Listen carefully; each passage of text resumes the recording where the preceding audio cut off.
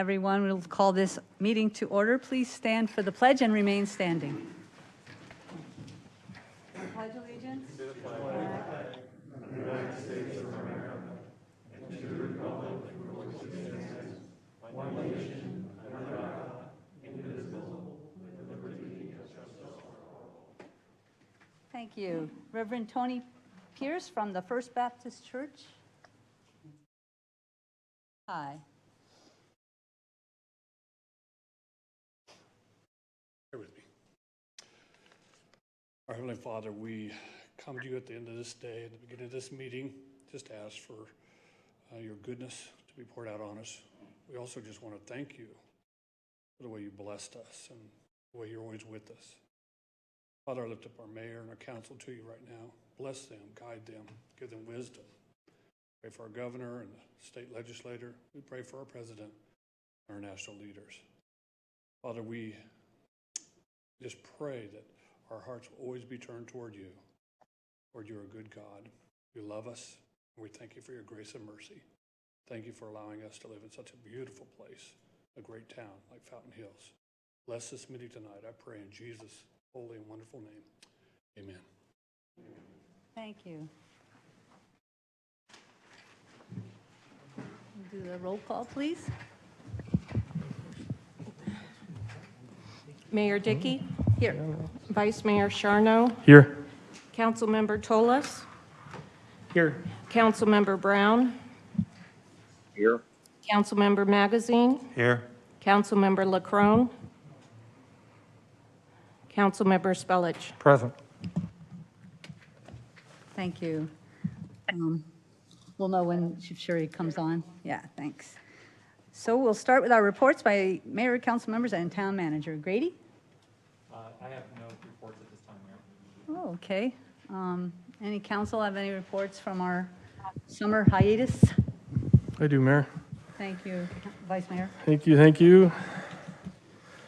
Well, I also apologize for the temperature in here. It's a little warm, but we're working on it. So hopefully with these masks and everything, we'll get through. No, I just wanted to report a little bit on the fire that we had the other day, the McDowell fire, and just wanted to commend all the fire personnel that worked that fire.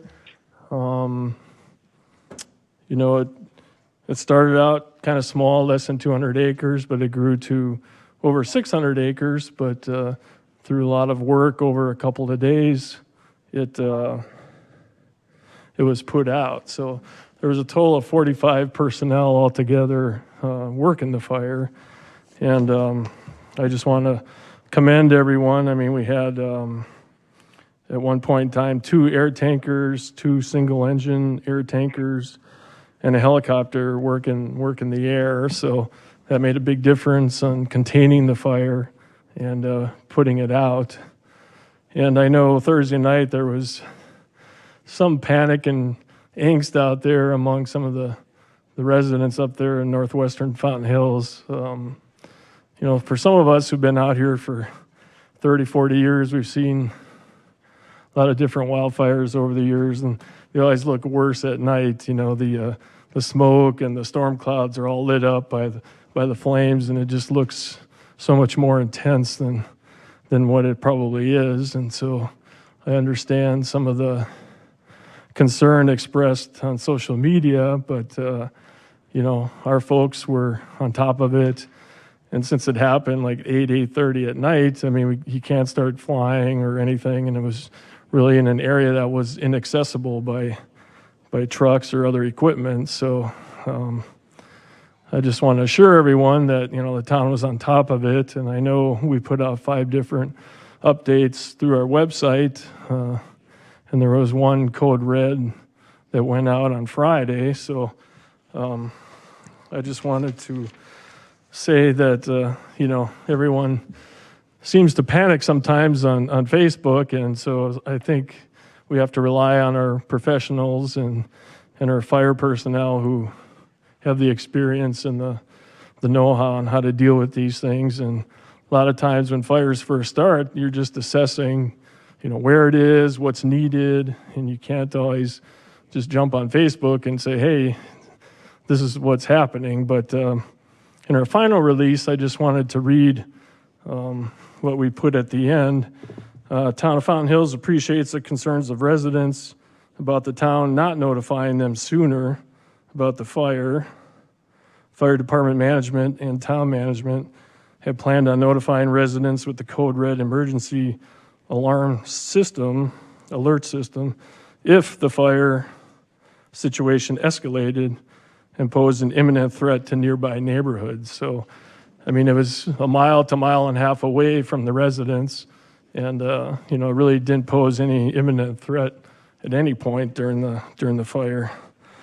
To continue, in light of the concerns raised by residents, the fire department and town management are committed to being more proactive in the future by notifying residents considerably earlier about such situations. So again, the main point is I just want to thank all the fire personnel. There were a lot of neighboring jurisdictions that came to help, and the state fire people were the ones in charge. It was on McDowell Mountain Regional Parkland, and the fire was basically headed toward Thompson Peak area, wasn't coming toward Fountain Hills. So just wanted to mention those things. Thank you, Mayor.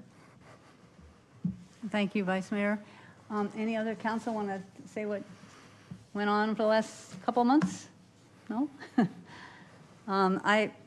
Obviously, you know, where to start since June was hardly conventional time off. One of the things I want to mention about tonight's meeting was that we approve all of our meetings for the year, and this particular year we did that on December 3rd, 2019. So all the dates for the meetings were put out there. Normally, you know, we meet the first and the third Tuesdays, but at that time, we thought we were going to have the League of Cities and Towns where we would have all been out of town on the first, or not out of town, but at the conference. So we knew we weren't going to be able to have our meeting on the first. The second Tuesday in August, which would have been more, you know, in line with routine, wasn't legally possible for us to canvass the election yet, so we had to wait. But I didn't want to wait till the 15th of September. So this special meeting, we call it special because it's not the normal first or third Tuesdays, but it was approved on December 3rd of last year. So just wanted to kind of get that out there. Also, item 8H and 8I, which are also about the traffic safety. Since we moved 8B up about the camera, we'll move those others. So we'll just do them all at once if that's good for everybody. So I wanted to first say we're congratulating and welcoming Peggy McMahon, Sharon Grisbowski, and Jerry Friedel. Looking forward to working with them. We've already sort of started and sending them items, and they know to call any one of us if they need anything, or staff. The Fountain Hills Parks, Trails, and Recreation Master Plan held focus group meetings, and there's a survey out now. Please participate with that. And there's also a Vision Fountain Hills survey. We're asking you to please fill that out. We have ongoing MAG Regional Council meetings and updates with correspondence with state, county, and national government officials, mostly about the virus, of course. National and Arizona League of Cities and Towns activities. Zoom meetings that James has been with me on for the Canadian Arizona Business Council, and also GPEC, which is the Greater Phoenix Economic Council. And in fact, our new economic development and tourism specialist, Amanda Straight, comes to us from previous experience with GPEG, so we're very glad to have her with us. On the other side, we said so long to Raymond Reese, who has been with the town for almost 20 years. We thank him for his many years of dedicated service. We were unable to do the usual, you know, retirement party and fond farewell. We did have some activities. We had the Together We Care student-led march with participants, including law enforcement and a variety of viewpoints represented. We had the chamber had their gala. They had it virtually just the other night, Kentucky Derby themed, and wanted to congratulate all the businesses and all the folks that were recognized there, nominees and the winners. We had a drive-through COVID testing at the community center, which is kind of at that time when there was a lag in getting the results. Some people got them in good time, but others didn't. But at this point, a lot of improvements have been made. I appreciate everybody that helped. We got help from the county and from, of course, our staff to make that happen, and many others. The county, in fact, has been releasing a lot more local information. I know a lot of people asked about that. It's mostly due to schools wanting to start, so they've actually set up a lot of more local information, and the state, too, has added some extra information on their dashboard, including a lot more places where you can get tests. The numbers are moving in the right direction. Everybody still asked, of course, to follow the guidance as until it seems like it's safe not to do so. It's been a very rough time for many. There are resources that are coming online every single day.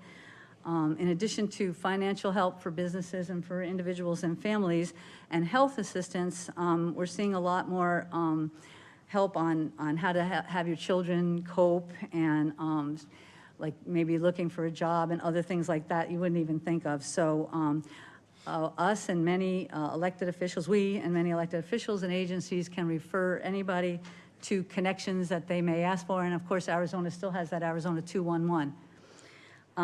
To just piggyback a little bit on Vice Mayor Charno's comments about the fire, Code Red was not activated immediately, but Manager Miller and Chief and we discussed ways to communicate that even when there's no risk, that there's no news, find out a way to let people know that the town is aware of these things and that we would, let people know when things change.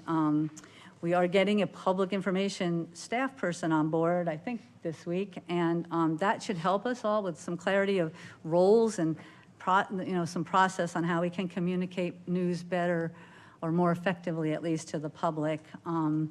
Of course, this isn't to say that we didn't have information on our website the whole time. Staff phone numbers, of course, you could hear straight from Fountain Hills Fire and MCSO, and even if you feel that the threat like that, to call 911, please.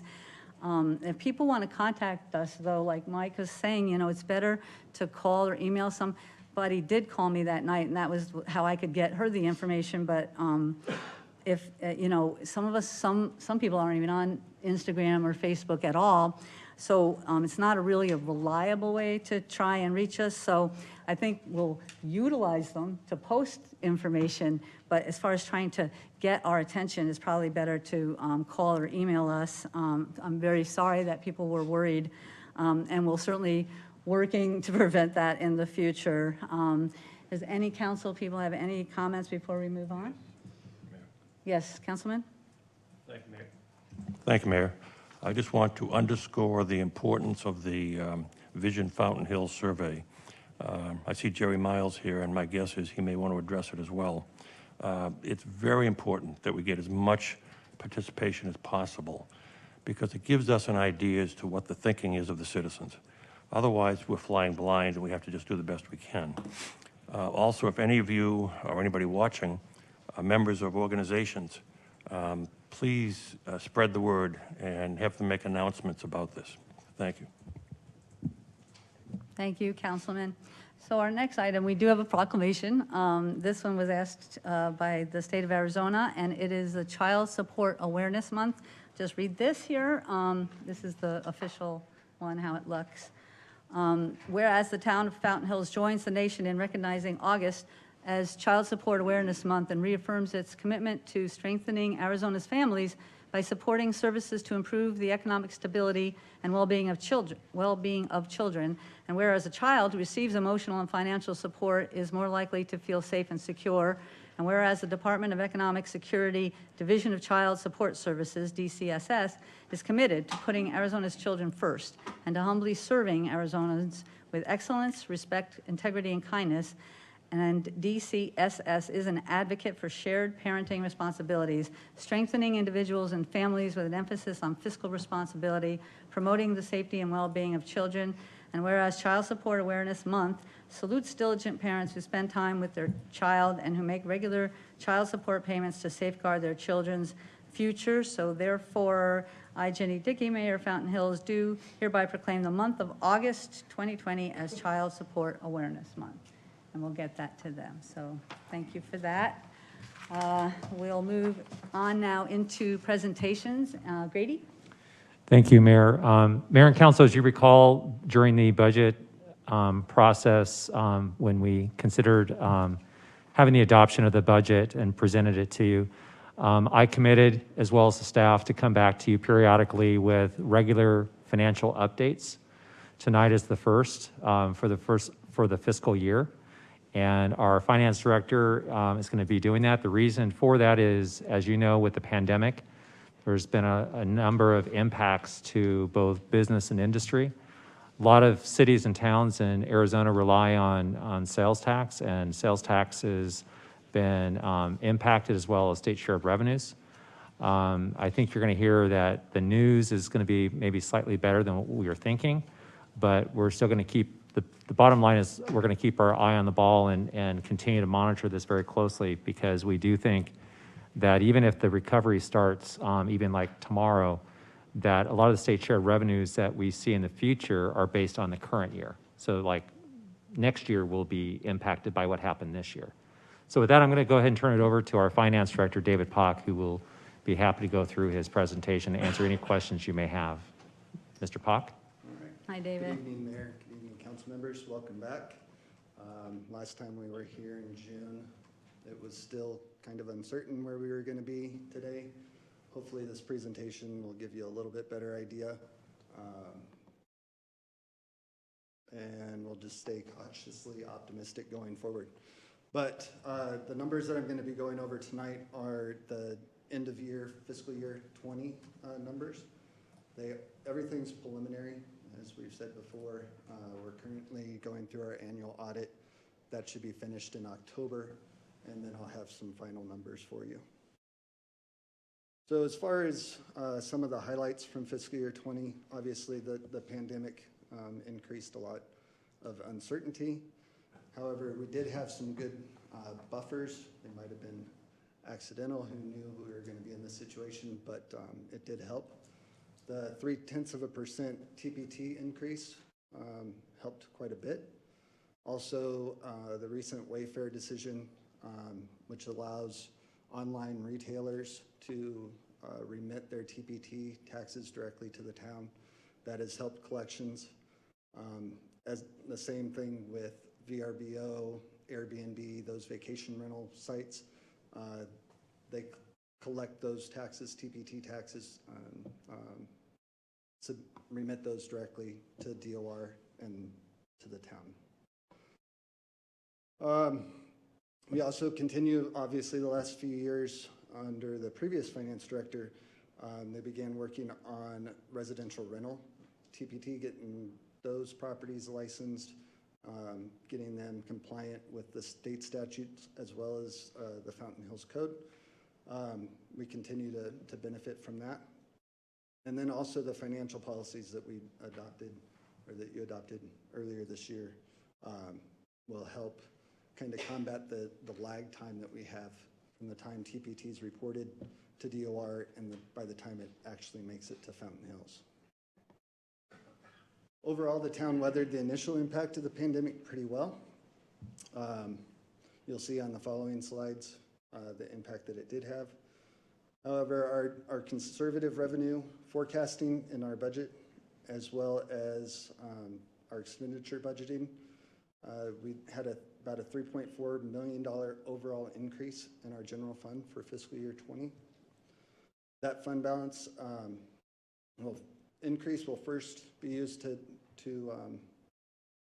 satisfy our reserve policies that were put in place, as well as the budgeted transfers for this current fiscal year.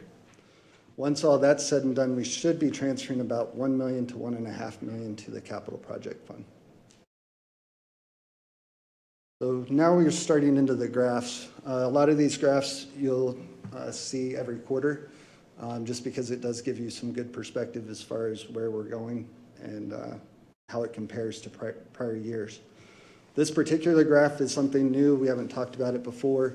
And it's the net taxable activity of the town. This, I felt, gave a good overall view of the health of the businesses in the town, because it's not dependent on rates. You know, we have different rates for residential rental, for regular retail sales, hotel taxes, and that sort of thing. So this shows the entire taxable activity across the town. David, so the raise in the sales tax has nothing to do with this? This is just literally activity? Right. Okay. Yeah, so this is the actual activity that took place across all sectors, across all business codes, and obviously different rates would be applied to whatever portion of those. So you can see that we took, and something else to keep in mind for these is that, so in May, you can see we took quite a dip this year with the yellow line. That was for activity in April, so everything's a month behind. These are our collection. This shows the months that we collected it, actually received it in the town funds, but it's for the activity for the prior month.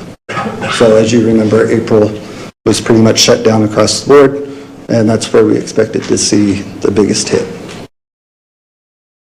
Next, this is our total TPT collections.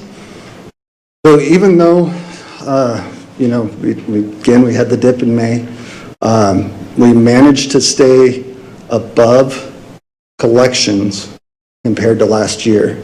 There was a slight dip below 2019 in May, but not much. Overall, we did better over the entire fiscal year. David, the 0.3% increase went into effect, was it October or November? It's October, so it's going to show up on this graph as the November collections. So you can see that that took a little bit of a jump up in November. Thank you. Do we have any idea the total amount of revenue as a result of that? As for the 0.3%, I could figure it out for you, but it's not in my head. Sorry. $100,000. How much? $100,000, according to the graph. Well, some of that's going to be other growth as well, but Why I don't think we had anticipated somewhere around 800,000 for the entire year from, you know, the collections from November through the end of June, but I'm not sure, yeah, as far as the cumulative.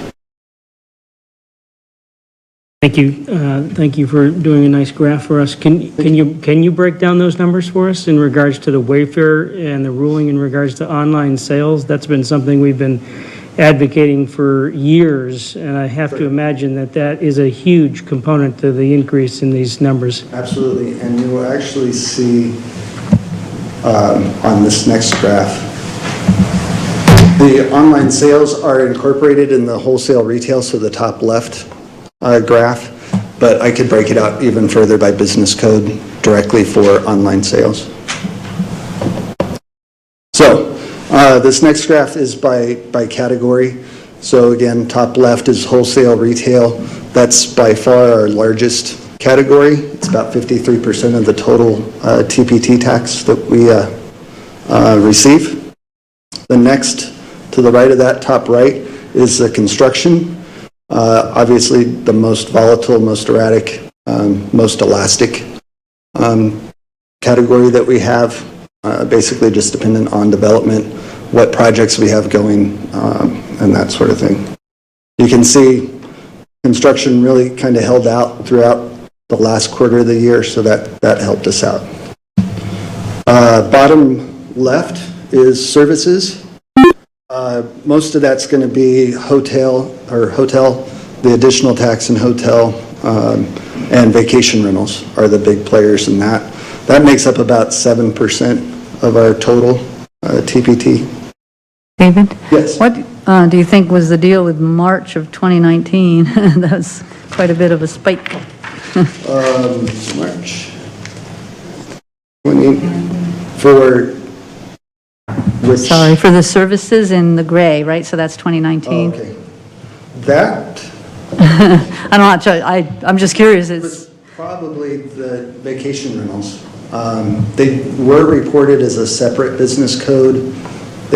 DOR did some revamping and included it in like the hospitality services. So that could have been a catch-up month, but also probably when a lot of the vacation rentals started reporting their own TPT.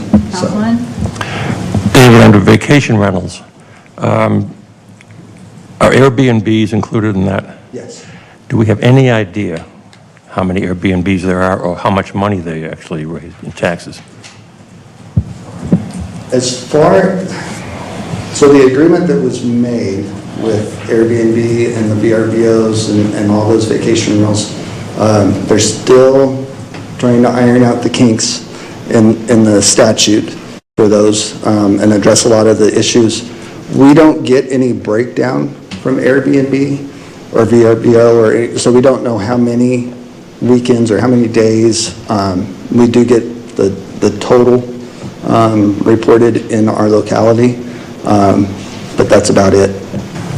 I know we have regulations, noise and so on, but if somebody has an Airbnb or wants to have one, where they get a business license with the town? So part of the statute is that we cannot require a business license for vacation rentals. As it stands now, I know there were a few bills this year that we're trying to fix a few of the things. I'm sure they'll be back next year to do the same thing.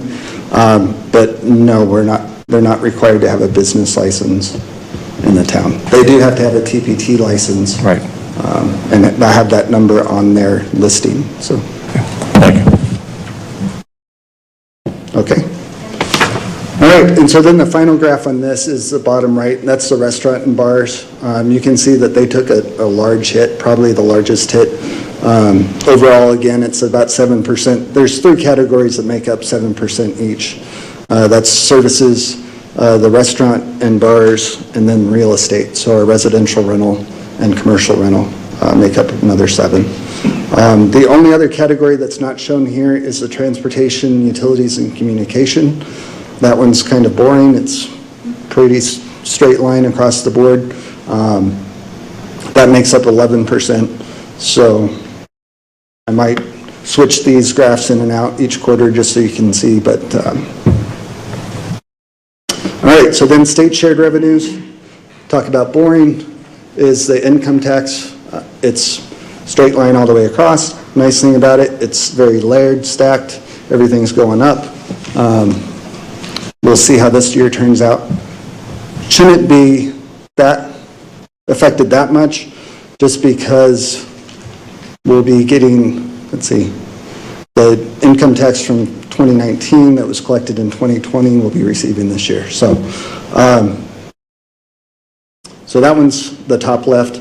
Top right, sales tax, again, very, pretty much predictable across the board. You can see the last quarter of this fiscal year, last fiscal year, it did take a hit. Not quite as bad as what some were expecting, though, so that's good news. Bottom left is the HERF revenue. This goes directly to streets. That large spike that you see in August is a one-time payment that was came about last year, so we won't see that this year. Then the bottom right is vehicle license tax, and that one's a little bit more volatile, a little bit more elastic, just basically depending on how many new cars are sold, what the license taxes that's collected. All of these, I should say, are distributed based on population, which you've all heard before. Are there any questions on state shared? Anybody have any questions for David? I kind of interrupted you with mine, so I think we're good, yeah. All right, so those slides you'll see each quarter, and we'll be able to see how they change throughout the year. So this next year is basically all town activity across all funds, and it's the revenues. We collected $27.9 million in revenues across all funds.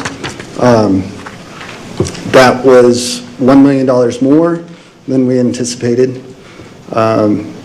We did have a decrease in this state shared revenue, which you can see in the middle bars. That was about a $1.5 million hit on sales, the sales tax, VLT, and HERF from the last quarter of fiscal year 20. But we did have enough. We had more in taxes that covered that, and also added $1 million. far as expenditures, we were under expenditures, under our budgeted amount by about $6 million. Most of that savings was in contractual, that first set of bars, the maintenance utilities, and then the capital projects fund. Then the general fund, our main operating fund, we had a total of $19.3 million in revenues. That was $2.1 million over our budgeted amount. So most of that you can see is in the taxes, and that's for the reasons that we talked about at the beginning. As far as expenditures, we were $1 million under our budgeted amount, so that helps towards fund balance. And you can see the different categories there as well. Now, as far as departments go, we were under budget. I'm sorry. I think you mentioned this before, but including the additions to the fund balance, what will that number be? About three point something? $3.4 million added to. Plus another 600, plus another 600,000? I thought you said? Plus 600, that. No? No, as far as the total, we should have about 3.4 added overall.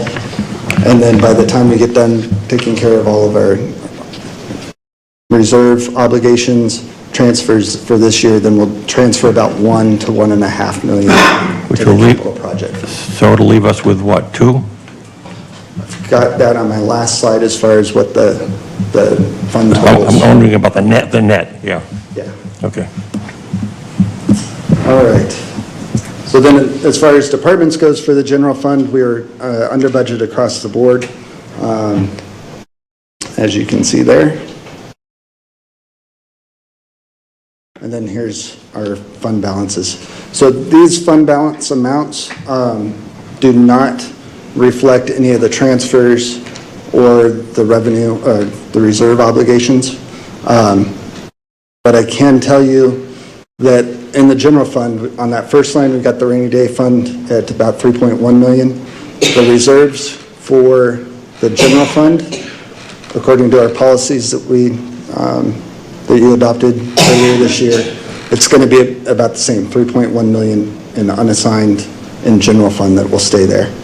Then we've got 1.6 in budget transfers for fiscal year 21 that would come off of that, and then the remainder would get transferred to capital projects.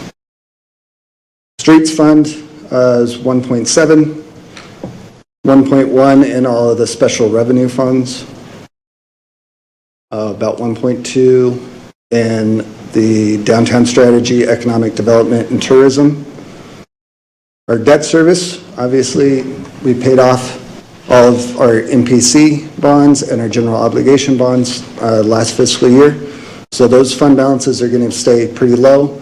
There is a remaining bond payment, 2 bond payments for Eagle Mountain that will be made in January and 1 in July, and then those will be paid off as well. So those fund balances will basically become inconsequential as far as that going forward. And those are special districts, that's just Eagle Mountain paying their own property tax? Yeah, so Eagle Mountain, we sent in the levy to the Maricopa County Assessor's Office for their final bond payments. I think it was right around $400,000 for the year. We do have about $6,000 that we collect from the County Assessor's Office for the Cottonwoods Maintenance District, and that's actually shown in the Special Revenues Fund. Mayor. Councilman?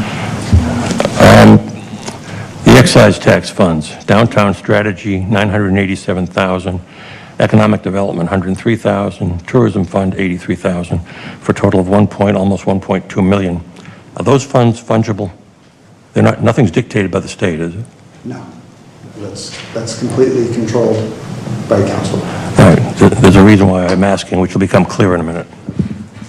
I believe there was a portion of those downtown strategy funds that were going to be used this year, according to this year's budget, to help defray some of the costs along the avenue.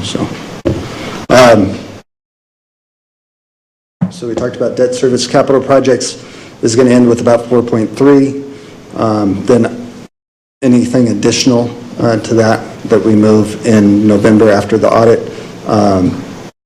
once we have final fund balances, then that would increase as well. Development fees, just about 1.1 million there.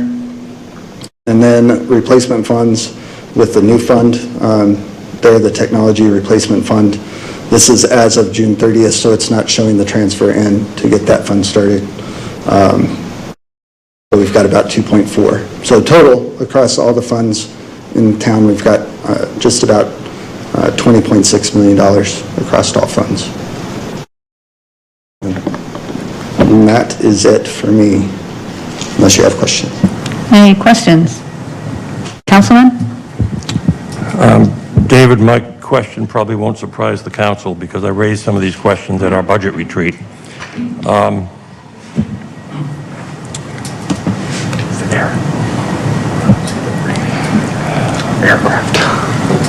concerned about worst case.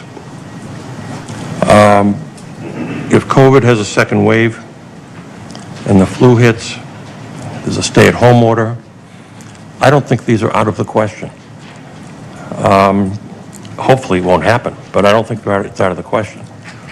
And so I wonder if, and I guess Grady can get involved in this as well, even though you have to make some guesstimates, I wonder if we can take a look at those factors and any others that would constitute worst case should they occur.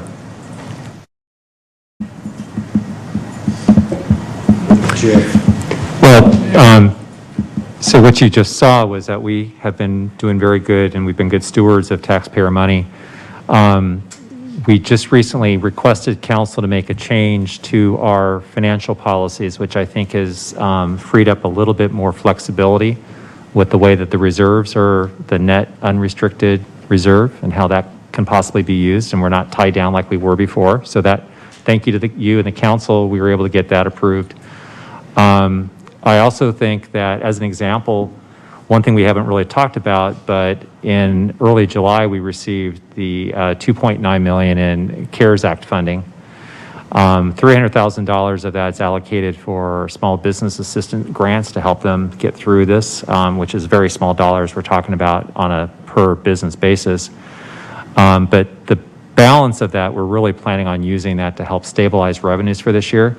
And then what I would tell you is that anything that's unused at the end of the year, if things are looking as good as what we saw at the beginning of this meeting, not saying it will continue because we just don't know in the future what goes on with this pandemic. But the point is that I like to use that money to stabilize our budget and our financial resources. And if we need to, we can use that for trying to get through. And anything, if we end up the year, what I'd like to do is have that maybe possibly go into a reserve that can be touched if we need to, for the very same reasons that you're bringing up. And if it turns out we don't need to ever use that, which it was always intended to help local governments stabilize their revenues that are lost as a result of the pandemic. My choice, or what my recommendation would be, is that it actually goes into either capital or into streets. What's unused. But between now and we're going to continue to see these regular updates, I think it's very important for us to keep our eye on the ball and kind of watch what's going on financially. And I think when we get to our retreat, I think this is a very good discussion that you're bringing up right now, so we can have a very detailed discussion about the what ifs, and maybe we can bring some scenarios to you at that time and let you see these before we get into our next budget cycle. Bottom line is similar to the bottom line at our workshop, which is we just got to keep a careful eye on it. Absolutely. And make adjustments as we go. I agree. Yeah, it's a combination of, it's not just a revenue, but it's also expenditure. And I was remiss, I should have shared this because we have quite a few people in the public here, but the council did a very wise thing during the budget process, and that was to defer a number of capital improvement projects. So that's giving us a little bit more breathing room for this fiscal year, depending on what happens with our revenues. So, good point. Any other questions for David? Thank you so much. Really appreciate it. It's great information, a lot of work. Next, we have our call to the public. And Liz, do we have cards? No speaker cards? Okay, everything is with agenda items. Okay, great. We'll move on to our consent agenda. Unless anybody would like to take something off, I would entertain a motion. Move approval. Move approval. Second. Thank you. Hi, Sherry.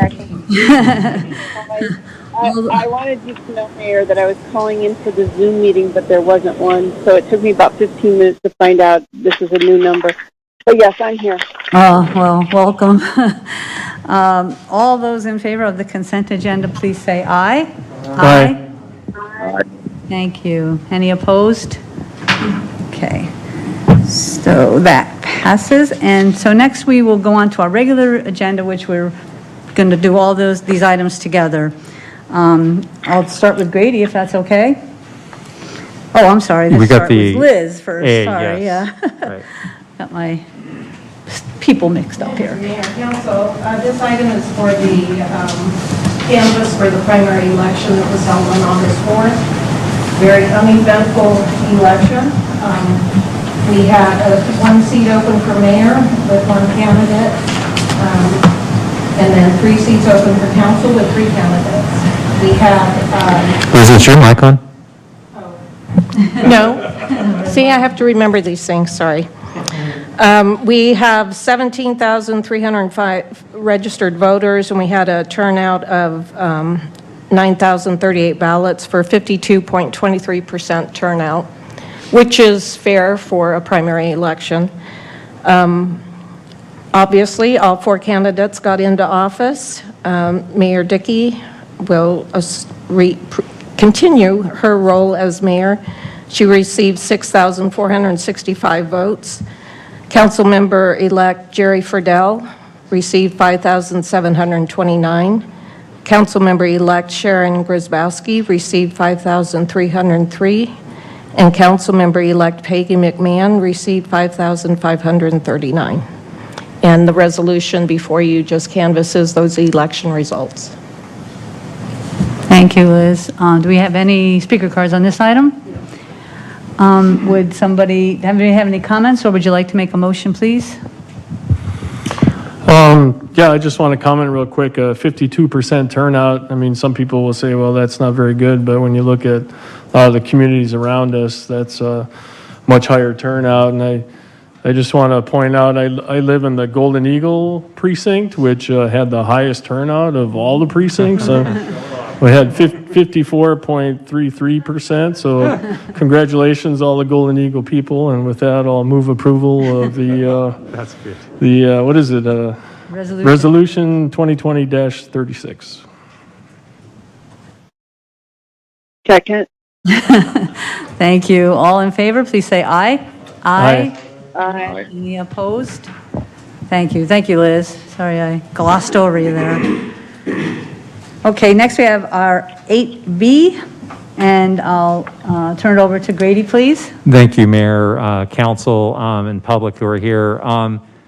The item before you is one of 3 traffic-related matters that will be considered by council tonight. The reason these are before the council is some of us remember a real tragic situation that occurred about almost 2.5 years ago. We had 4 pedestrians that were near Fountain Park, many of them from out of state who were staying here or visiting, and were hit by a careless or reckless driver and killed them. Shortly after that, about 6 months later, we had also a jogger runner that was hit on Palisades.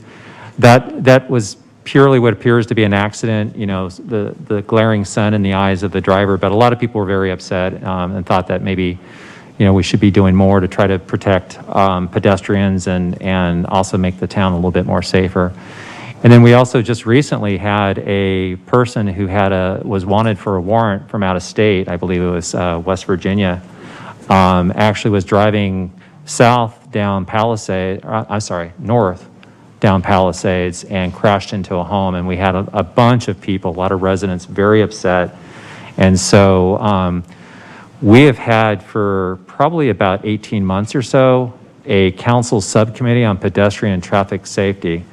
Their whole charge is to identify ways that we can improve pedestrian and traffic safety in the community.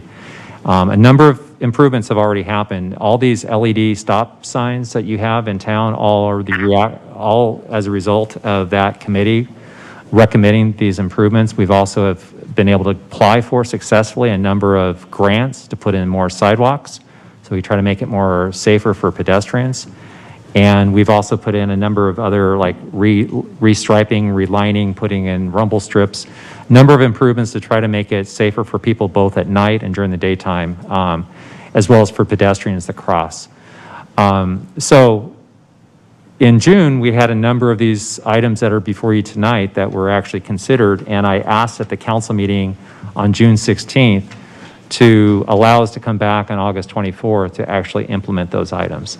So what you have before you tonight is really something that had already been vetted by the committee, recommended by the committee, and actually approved by the majority of the council on June 16th. So with that, I'm going to go ahead and turn it over, unless anyone has any questions, I'll turn it over to Public Works Director Justin Weldy, who has a presentation on the photo enforcement of Shea and Palisades intersection.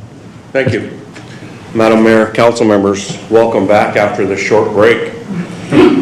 Admittedly, to try and secure any information from the two vendors that provide this service in two very different formats was challenging, to say the least, and it came right up to the last few hours that we had available to make sure that these made the agenda. With that, as Mr. Miller indicated, this was brought before the Traffic and Safety Committee, forwarded to the council. We got some direction on June 16th related to this. This particular intersection at Palisades and Shea, the southbound lanes of Palisades approaching Shea to a right turn to westbound has a right turn prohibition on red. The primary reason for that prohibition, and we did complete a study about that intersection just a short 2 years ago, is westbound Shea. You approach this intersection at a vertical crest, top of the hill. You also have 3 lanes of traffic and the speeds in that area. The intent as part of this study was to determine whether or not this prohibition could be eliminated. The study clearly showed it was not possible to eliminate it for numerous factors that were provided to the mayor and council on those days. We also learned as part of that study that in this intersection, and I want to be clear here, when I use crash data numbers and I reference them as minimal or low count, that is not to minimize any accidents that have taken place at any of the locations within the town, whether they're in an intersection or on a straight line or a curved road. What I intend to convey is that the crash data we have for this intersection over a 2-year period is considerably low, in fact very low per the standards, for the number of vehicles that service this intersection on a 24-hour period. We're at approximately 30 to 35,000 cars. That doesn't include the incredible uptick that we have for outbound, that's eastbound, for longer weekends and the warmer weekends that typically start on Wednesday or Thursday. And then we have some inbound, that's westbound, for the recreational vehicles. With that said, on this particular corner where this prohibition exists, we had a number of 4 accidents on that corner, and we do not know with certainty whether or not they were related to the right turn or not. We do have some diagrams that show that 2 of them were actually westbound and were single vehicle accidents. And so we're not clear how that vehicle ran off of the road at that location, because there's not enough information to tell us whether or not they were swerving to miss another vehicle, whether or not they were a distracted driver. Moving on from that, there are 2 options when looking at photo radar. And to be clear, the direction staff was given was to review just the photo radar for the right turn prohibition and nothing else. One of the organizations that offers this service offers a turnkey operation where they put forth the capital and build the infrastructure and install it. And they do all of the necessary work to maintain it, collect all the data. The exception to that is prior to the final motion to send a citation, it requires a post-certified law enforcement officer, and their preference is from this agency. That would be MCSO District 7 that would take a look at that photo and or that short 15 seconds of video to verify that in fact what happened was that the person ran a red light whenever the traffic signal was red. Their average cost, and again, they are very difficult to arrive at a final cost without a contract, is somewhere between $3,500 and $4,500 a month is what they are paid. Any and all fees and or fines collected as a result of any violation are then forwarded through the court system for processing. In regards to where that funding goes after that, I do not have that information. That is a question for the courts. And we certainly have the court administrator here should you have any questions about that. She is very knowledgeable and has a clear understanding. The captain and I spoke to her. We shared the information that we got from her with the town manager. Because it's a little bit complicated and outside of my typical scope, my preference would be not to try and explain it. So if you have questions on that, you can certainly ask them, and I will step aside and the young lady can come up. The next vendor for this is a totally different operation. They ask that we forward all of the infrastructure cost up front, whatever that cost is to install this camera. And because they don't have a monitoring system or offer the services of that, they gave us options in regards to entering into IGAs, intergovernmental agreements with neighboring agencies, Scottsdale, Mesa, Gilbert, and we use their TOC, Traffic Operations Center, for viewing and processing. And with that, we don't know the cost to install simply because we have not entered into an agreement with that vendor, and we don't know the final cost with the first vendor mentioned because we haven't entered into an agreement there. With that said, there are a considerable amount of options, most of which we would not be aware of until we decided to either issue requests for proposals, do a direct select based on what we think is best for this community in regards to contracts, or do nothing at all based on direction from the council tonight. With that, to the best of my ability, related to the items that I can speak on for photo enforcement at this intersection, I will attempt or do my best to answer your questions. Thank you. I think what I'd like to do is have the public speak, because they may have questions, and then maybe we can keep track of that, you know, because I've had some emails that ask me some questions about contracts and things like that, and then we can try to talk about that and get some of those answers and not try to anticipate what the questions are going to be. So if that's good with all of you, I'd like to just go ahead with the public cards on this. Okay, the first one is Greg Johnson.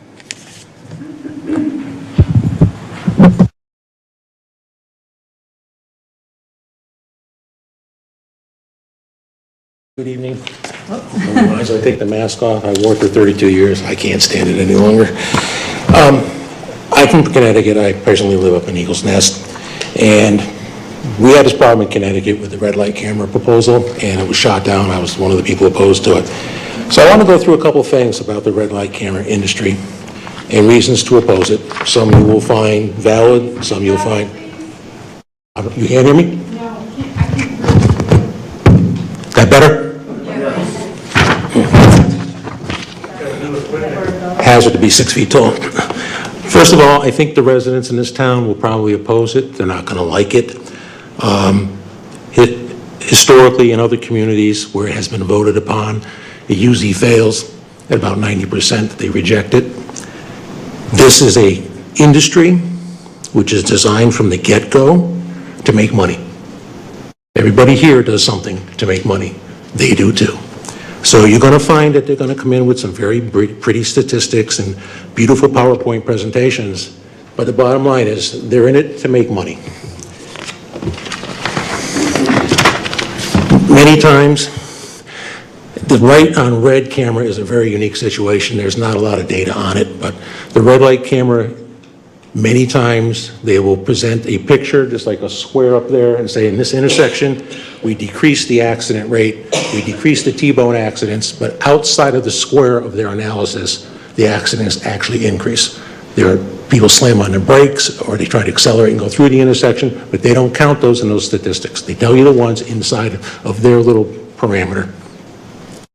The other thing they've done all over the country is that they put the cameras in and then they alter the yellow light time. The yellow light time should be set by the respective Department of Transportations, and if they want to change it, it has to be brought up in public versus just being changed. You change the timing of that yellow light by 1/10 of a second, it amounts to millions of dollars extra a year. Okay. This is the stuff I made up. I've been researching this for over 15 years. The other problem is, where do you put the red line? Now, this is a right on red intersection. It's very difficult to put that red line anyplace because they're going to try to put it at the white stop line.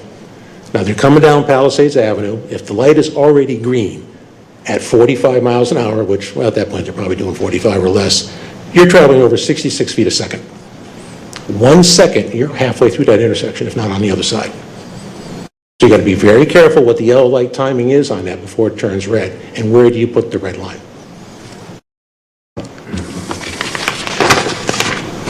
These camera companies depend on ticketing mostly safe drivers and then splitting the profits with the city that they're in. And one other thing, and I'm surprised I say this as a conservative, but red light camera fines are very regressive for lower income citizens. I'm done? If you could, What happened? if you could just finish up, please, I'd appreciate it. We have like the 3-minute red light thing here. No, I'm done. I'm 1 or 2 sentences away. Thank you. Thank you for your time. I hope you do your homework. Thank you.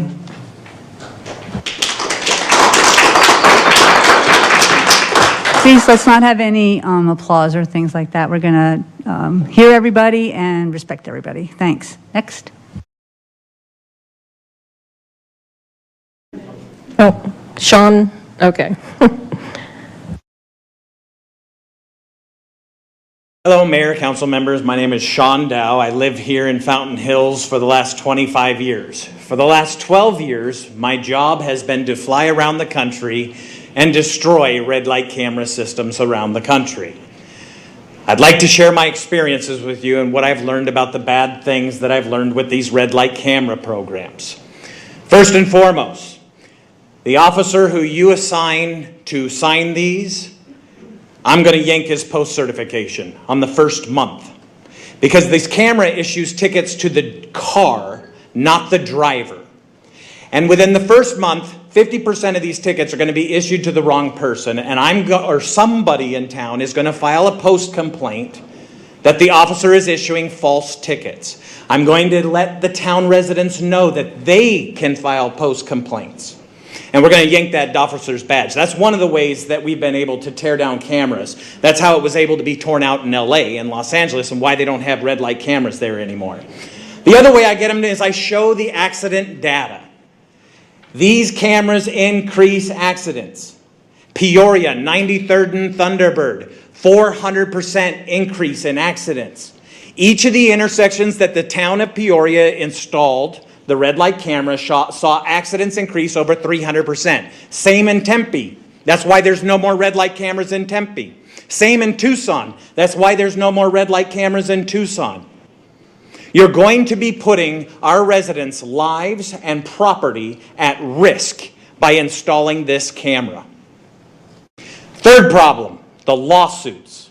The lawsuits from violating people's 4th Amendment, 5th Amendment, 6th Amendment, 7th Amendment, and 14th Amendment to their Constitution. Many states, towns, cities have had to issue millions of dollars in refunds because they have violated people's constitutional rights. Most recently, Albuquerque, New Mexico had to refund $200 every dime they took from residents. Before that, it was the state of Wisconsin. Heed my warning. Avoid dealing with these criminals. In the last 12 years, me and my team have played a small part of putting 18 politicians, lobbyists, and town managers in prison over this red light camera program. I'm sorry, 20. Last week we put 2 more. We convicted 2 more. The people that you are dealing with, Vera Mobility and Redflex, these are the biggest crooks. The president of Redflex, I helped put her in prison. She lives right here in Cave Creek. Most of the town in Fountain Hills know these red light cameras are a scam. Most of them helped me throughout the years to ban them. It was Fountain Hills residents that took these cameras down in Tempe. It was Fountain Hills residents and business owners that took these cameras down off of the freeway. If you have any doubt about it, talk to your state legislators. Because in January, our state representatives, senator and state rep, will be filing the ban bill to ban red light cameras and photo radar in the state of Arizona. That's our representatives. Thank you, sir. Thank you. I urge you to vote no. I'd be happy to answer any questions if you have. Well, we'll talk in a little while. Thank you. No.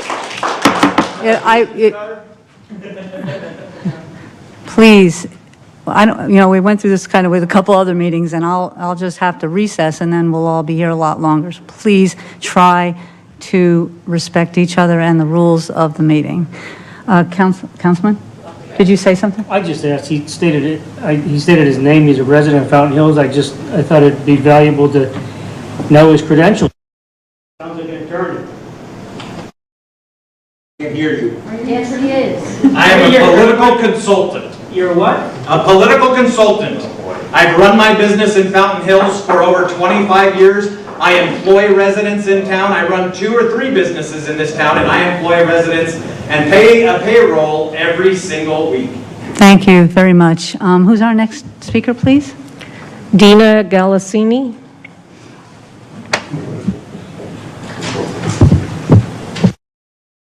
Hello. Sean Dow's a hard act to follow, but I'm right behind him because companies such as Vera Mobility have merged and changed its name and acquired several companies, including the Euro Parking Collection. It is a global enterprise that can live monitor, track, and surveil in 15 countries. It's headquartered in Mesa and has subsidies headquartered in the European Union. Okay? Vera provides governments with cameras and their proprietary smart hardware and software technologies that process and issue photo enforcement citations, including license and registration violations, live monitoring. On 60 Minutes last night, it was reported that 300,000 trucker jobs will be lost due to driverless semis. This technology is part of driving in smart street lights and driverless automobiles, believe it or not. In addition to using exterior cameras in schools, they can use interior cameras and offer onboard student Wi-Fi and RFID identification. Think contact tracing, which is another high-tech technology that many people are unaware of all of the technological advances that it's capable of. Vera relies on a combination of patents, trademarks, trade secrets, copyrights. Are those transparent technologies to us?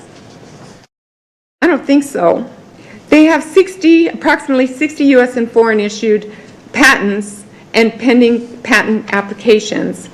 This is way more than you realize. It's also set up, like I said, for the smart lighting and connected vehicles. You took an oath of office to protect the people of Fountain Hills. We do not wish our privacy and rights to be handed over to a global entity that clenches a database of 15 European countries, and one that manages the entire scheme of ticketing, billing, and collecting residents' money, while our personal data and using it in more ways than one is at risk. Who stores our data? Where is it stored? Who has access to it? Who's selling it and who's sharing it with? This is one big global grab. We lack data privacy laws, our own personal data, and it's more than people realize. Please do not trade our freedom for live monitoring, tracking, and surveillance, as we will be monitoring your decisions. If the town moves forward, there will be a costly fight. My vision of Fountain Hills is safety. Unlike other towns, this shouldn't be about the money this time. It should be about the safety of, like I said, data privacy and the protection of our valuable state and federal rights. I love this town and the peaceful enjoyment of our homes. It shouldn't be about state and constitutional violations and such tracking. It's more than you realize. Ms. Galassini? One other thing, I'd like to reserve sheriff jobs, please. I'm We sorry? like our sheriffs, and I'd like to see more sheriffs at Cheyenne Palisades in view of a camera. Thank you. Thank you. Our next speaker, please. That is all the speaker requests. I do have comments from, I've got written comments, and then I've got just comments from people that are here tonight that just wanted to voice support.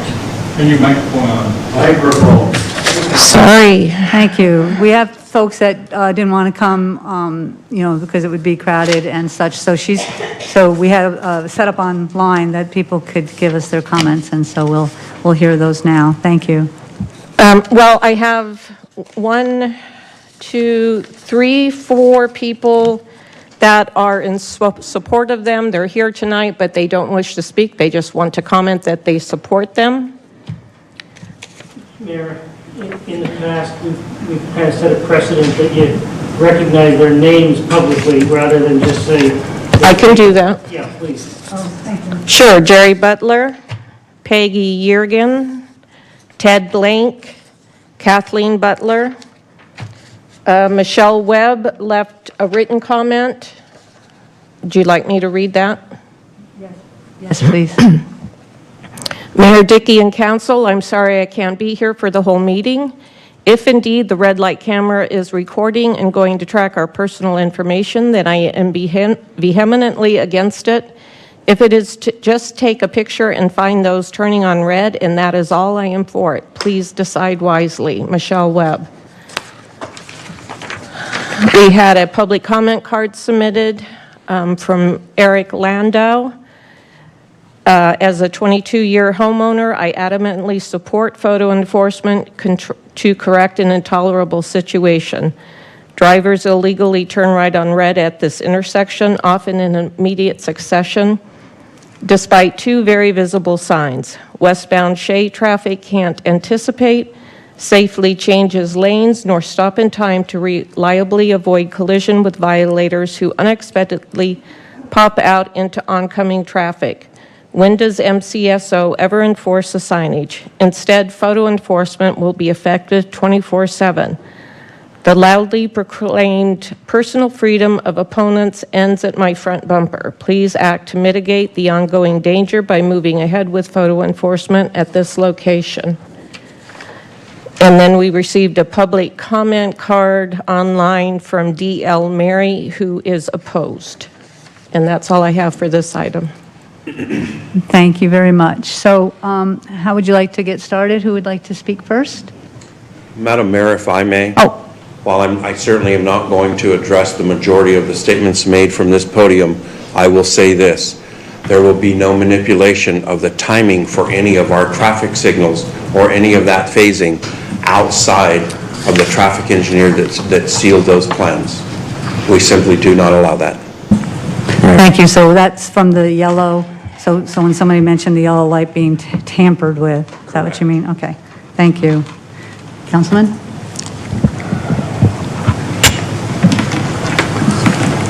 You cited 4 accidents by single passenger vehicles. Did I state that right? Madam Mayor, Councilmember Magazine, there were a total of 4 accidents. 2 of them were single vehicle accidents on this corner, which is the northwest corner. And over what period of time? Excuse me? Over what period of time? Over a 2-year period.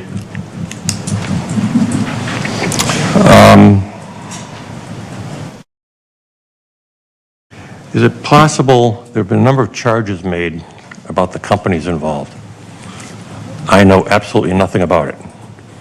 Have you done due diligence with regard to these companies? Councilmember Magazine, I attempted to get as much information as I could, and as I stated in my opening statement, to say it was challenging would be the very least. All of the information that was provided to me was attached to this agenda and this report as an attachment from each of those individuals. Why was it so challenging? Proprietary and contractual secrecy on how they make their money and what they do in regards to photo enforcement. They want that information, in their opinion, not mine, sir, becomes available when the town enters into an agreement or does a request for proposals. So if we did a request for proposals, which does not mean we need to go ahead with it, with a contract, you would get all the information you think you would need to do the due diligence?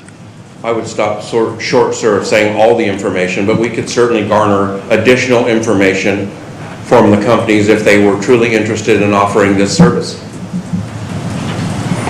I have to admit that I have some concern.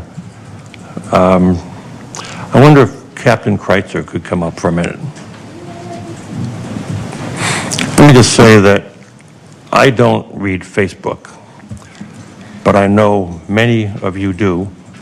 Like the rest of my colleagues, I received just an avalanche of emails.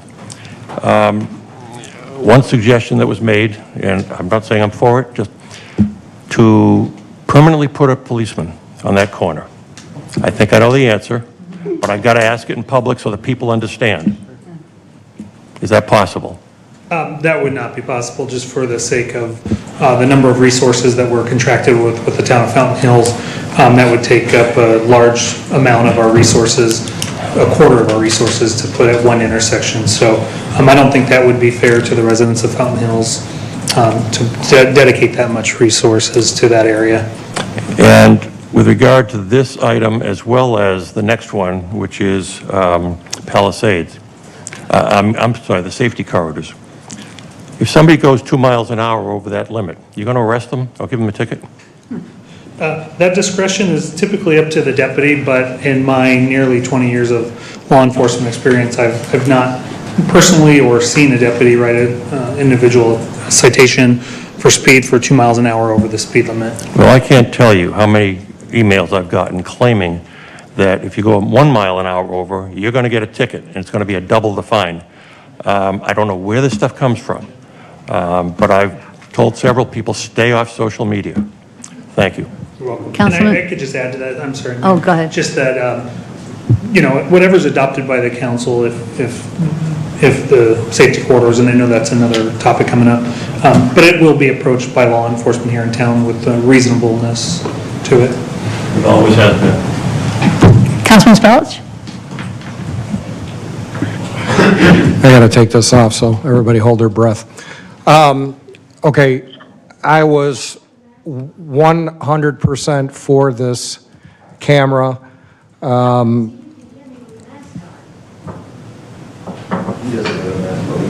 Yes, I see several people.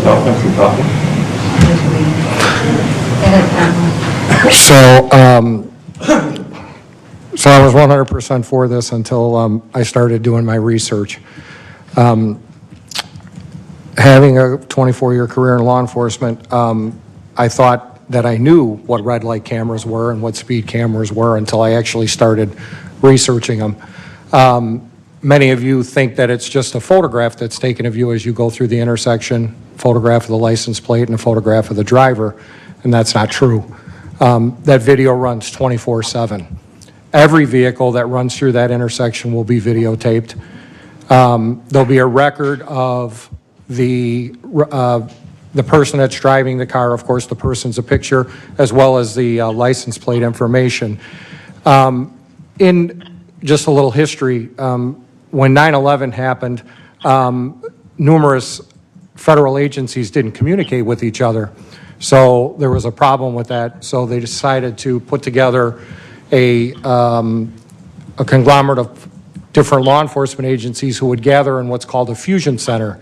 And that fusion center is in all major metropolitan cities. Arizona has one, Phoenix has one, Chicago has one. So I called the Chicago Fusion Center and spoke to somebody who had knowledge about red light cameras. They use red light cameras and speed cameras on a daily basis to track people. Of course, wanted people. I mean, not just Joe Citizen, but wanted people, bank robbers, people of interest, people that are on the terrorist watch list and things. So what they would do is they would put a request into these companies and say that they would want that video for a 24-hour period and be able to index all those plates and everything. I find that very troubling.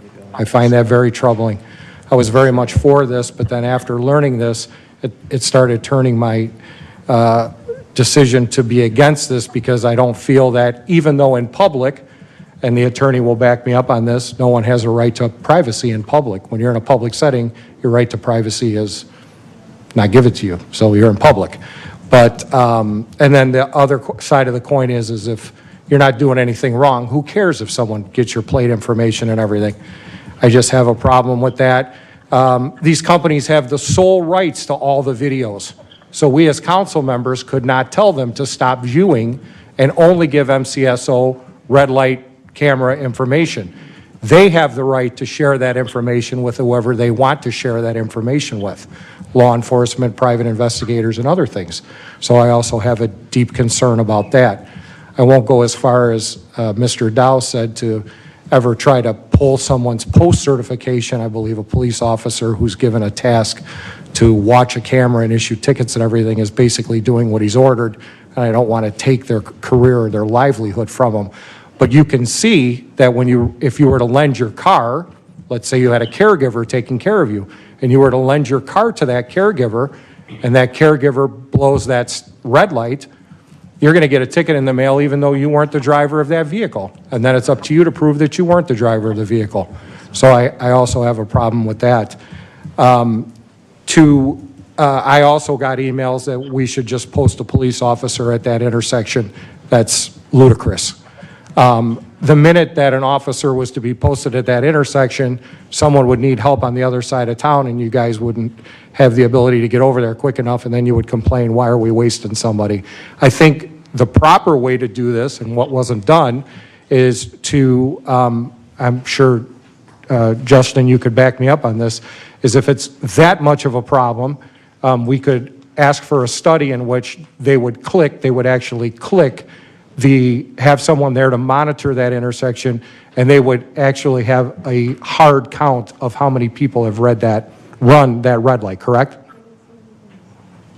That is correct, council member. We could certainly commission a study for them to do a turning movement count. Okay, so we haven't done that. So we all in this room have seen people run that. I actually stopped driving a motorcycle here because of almost getting plastered 3 times. One of them being at that intersection. So I stopped riding a motorcycle. So I know it's a problem. I would also like Captain Kratzer to discuss with the residents who don't have any law enforcement background why it's so hard to monitor that intersection for red light violations. Yes, thank you, Councilmember Spelch. We've discussed this a little bit in the Traffic and Pedestrian Committee, and then with several council members or even residents. That intersection is a little bit of a challenge. There's not a good place for a deputy to sit where he's in a discrete area. You know, majority of the enforcement we like to do covertly so that cars don't see us and their behavior's not changed because they see a cop there. It's not always a bad thing. We do that at times. But there's no good place to sit where if you see a violator, you can easily cross potentially 3 to 6 lanes of traffic to catch up with that vehicle who's now going 60, 65 miles an hour down Shea. Now, that's not an excuse for not doing enforcement there. We have done enforcement there. When a couple of years ago, before I was here, I was talking to a deputy who was assigned here, and there was a couple of accidents in that intersection that I believe was attributed to no right on reds and right turns being made against the red. We really stepped up enforcement there, and I believe after a couple months, it seemed like the problems subsided, according to the deputy. I wasn't here for that. So we try to do our enforcement based off of crash data or statistics and or residents' complaints or recommendations for added enforcement. So in the time I've been here, on almost 2 years, we've not had the data to show that we need to put a deputy there 24/7 or even, quite a bit more. Now, that's not to say that violations aren't occurring there, because I know that they are. But for the reasons we stated, we haven't regularly put a patrol officer out there. So if there are concerns outside of this, no matter what happens on the decision on this, if residents want to recommend from MCSO that we increase our enforcement there, a lot of times that does drive our enforcement efforts. So I would just encourage residents to put those concerns into MCSO so we could address them for the residents. And Captain, while you're up there, have you dealt with your fusion center? I've dealt with them at times for different things, and I did ask them, I saw some emails come through to council about the concern of the 24/7 recording of the videos, and sergeant that I spoke to down there did confirm that the work he did on it about a year ago, he found that to be the case, that the recording, that they are running 24/7. I didn't go into much detail about what they use that for, if they use it to apprehend criminals or track, but at that point in time, the main goal was to find out if it's running 24/7 or not.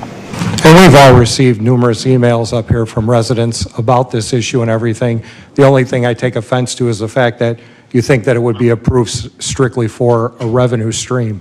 I, in no stretch of the imagination, would approve this for a revenue stream. I have plenty of ideas for where this town could get more revenue, and I voiced it. So we could have saved money on the roundabout. So I'm just saying that there's numerous things that I've said that, where we could make money, and I find it offensive that to get an email or to get multiple emails from residents saying that we're money-grubbing Nazis, and that's the only reason that we want this camera installed. I simply was looking at it from a safety perspective, and after doing due diligence and after looking into it, I have a problem with privacy and things, and so I'm opposed to it, and I just wanted to tell you all why. Thank you. Councilman, maybe somebody here can let us know, because what you're talking about is obviously not what was in any of the information that was given to us. It was especially the first one, which said 6 seconds to 12 seconds, but it was totally at the discretion of the client. So that, and it has like the flash bulb and all that. So I was very much under the impression it was a picture, and then at the most, at least according to this, it would be 12 seconds, but they actually said it would be your own, that you could make that decision. So I don't think anybody would be in favor of 24-hour like surveillance or whatever you want to call it. Yeah, Mayor, if I may, I think that there's a lot of control that can be done through the scope of services that would be in an RFP. We can definitely say that, we want to protect the privacy of the individuals. Obviously, if there's some issues with, law enforcement needs to have, or they're able to have a need for that, that's a different issue. But my understanding is the reason why they have the 6 seconds before and the 6 seconds, after, is they're using video frames because people sometimes are moving their heads or whatever, and they have to use that to help identify their pictures with what's on file with the DMV. And Just then one they other also, thing, Grady, and Sure. they only do that if the violation occurred. I mean, that's not like every car. right, is it? no, exactly. It's only the picture would be taken. Now, I'm not disputing that what Councilmember Spellage just said, that these have been used in that fashion. By all means, I've heard the same thing. And I think that has been the case. And this fusion project that he's mentioned is using information that they're able to get a hold of for anti-terrorism and things of that sort. So, but I believe that we would have a little bit more control since we are the client here as to what we can use what they can do with our information. Councilman Tullis? Hmm. Captain, you had indicated, and Justin, you indicated four accidents in the last 2 years at that intersection, correct? Can you tell me, just out of curiosity, and it's going to lead into what I'm going to say, how many accidents on the corner of Fountain Hills Boulevard and Shea, turning right? Which is legal to turn right on a red there? Madam Mayor, Councilmember Tolis, I do not have that data right here with me, but I will tell you that that is our highest crash data intersection currently. But I do not have that total number with me. I wasn't prepared to offer that tonight. And I just want to clarify something too. So we're saying only 4 accidents that have occurred at that intersection. 4 accidents that have occurred relating to the right turn movement. There have been over 20 some odd accidents at that intersection over the last 2 years, but only 4 at the right turn movement. And Grady, I think it's 22 accidents since January of 2019, so it's not quite 2 years, 22 accidents. At least that's what that sheet. Well, the study was, I think, wasn't it in It was 2018. 2018, and they compiled it for 2 years? So during that study and the presentation to the council at that time, there was a lot of talk in regards to the codes, the amount of the vision that you have going to the west, coming east. And the intersection from Fountain Hills Boulevard turning east onto Saguaro, I believe it was 200 yards, I think, was the magic number, that you wanted to be able to have the visual.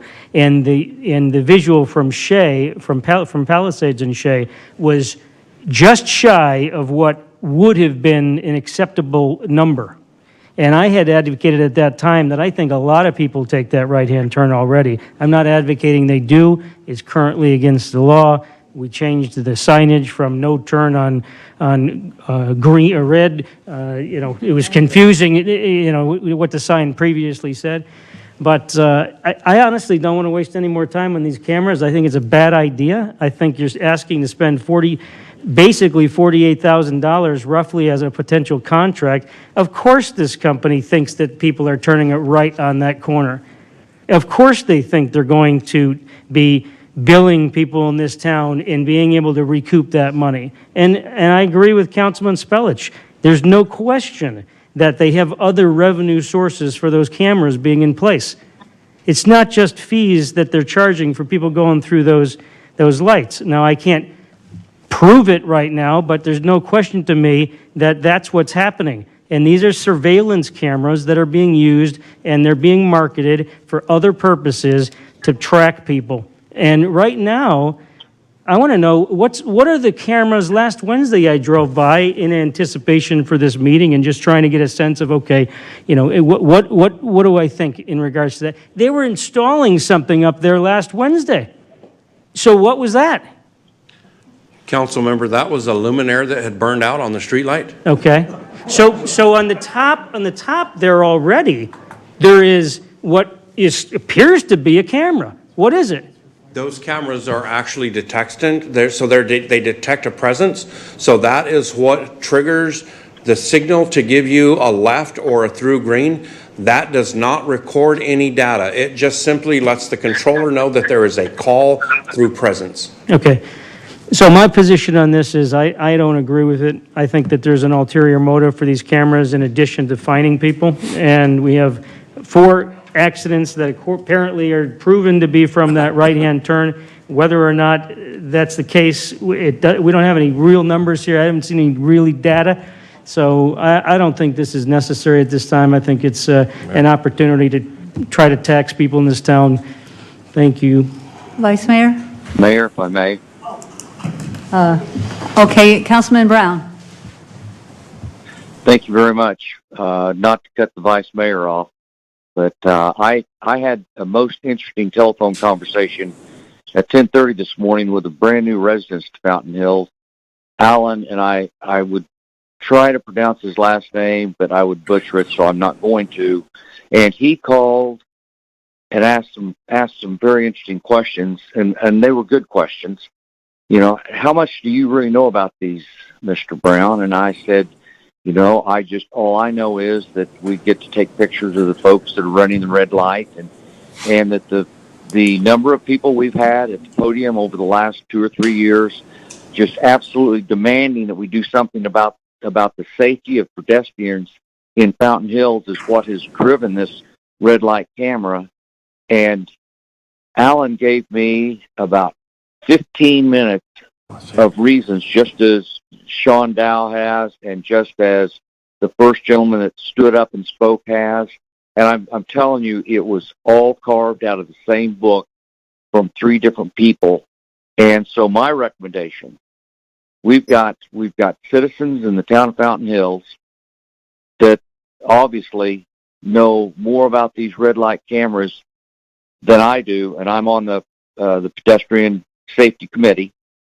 And I would offer the ability for the people, maybe even hold an open house, and I'd be glad to share it, for an alternative system other than a camera, because if they're traveling around the United States and putting people in jail, they have to have a solution to the problem other than putting people into jail. And I feel like... 1 second. Excuse me. Go ahead, Councilman. Yeah, I don't... Go ahead, Councilman. Yeah, thank you, Mayor. Thank you, Mayor. And I feel like that there may be a better solution that we haven't examined, and I'm saying that from sitting in on all of our meetings, and I would like to do that if at all possible, Mayor. Thank you, Councilman. Vice Mayor? Thank you, Madam Mayor. Yeah, I think the basic issue here is that there is an issue, I think, but the problem is how much of an issue. I mean, the accident data, I think, is low, and you know, we don't have any other hard data in terms of the number of vehicles that are violating this corner.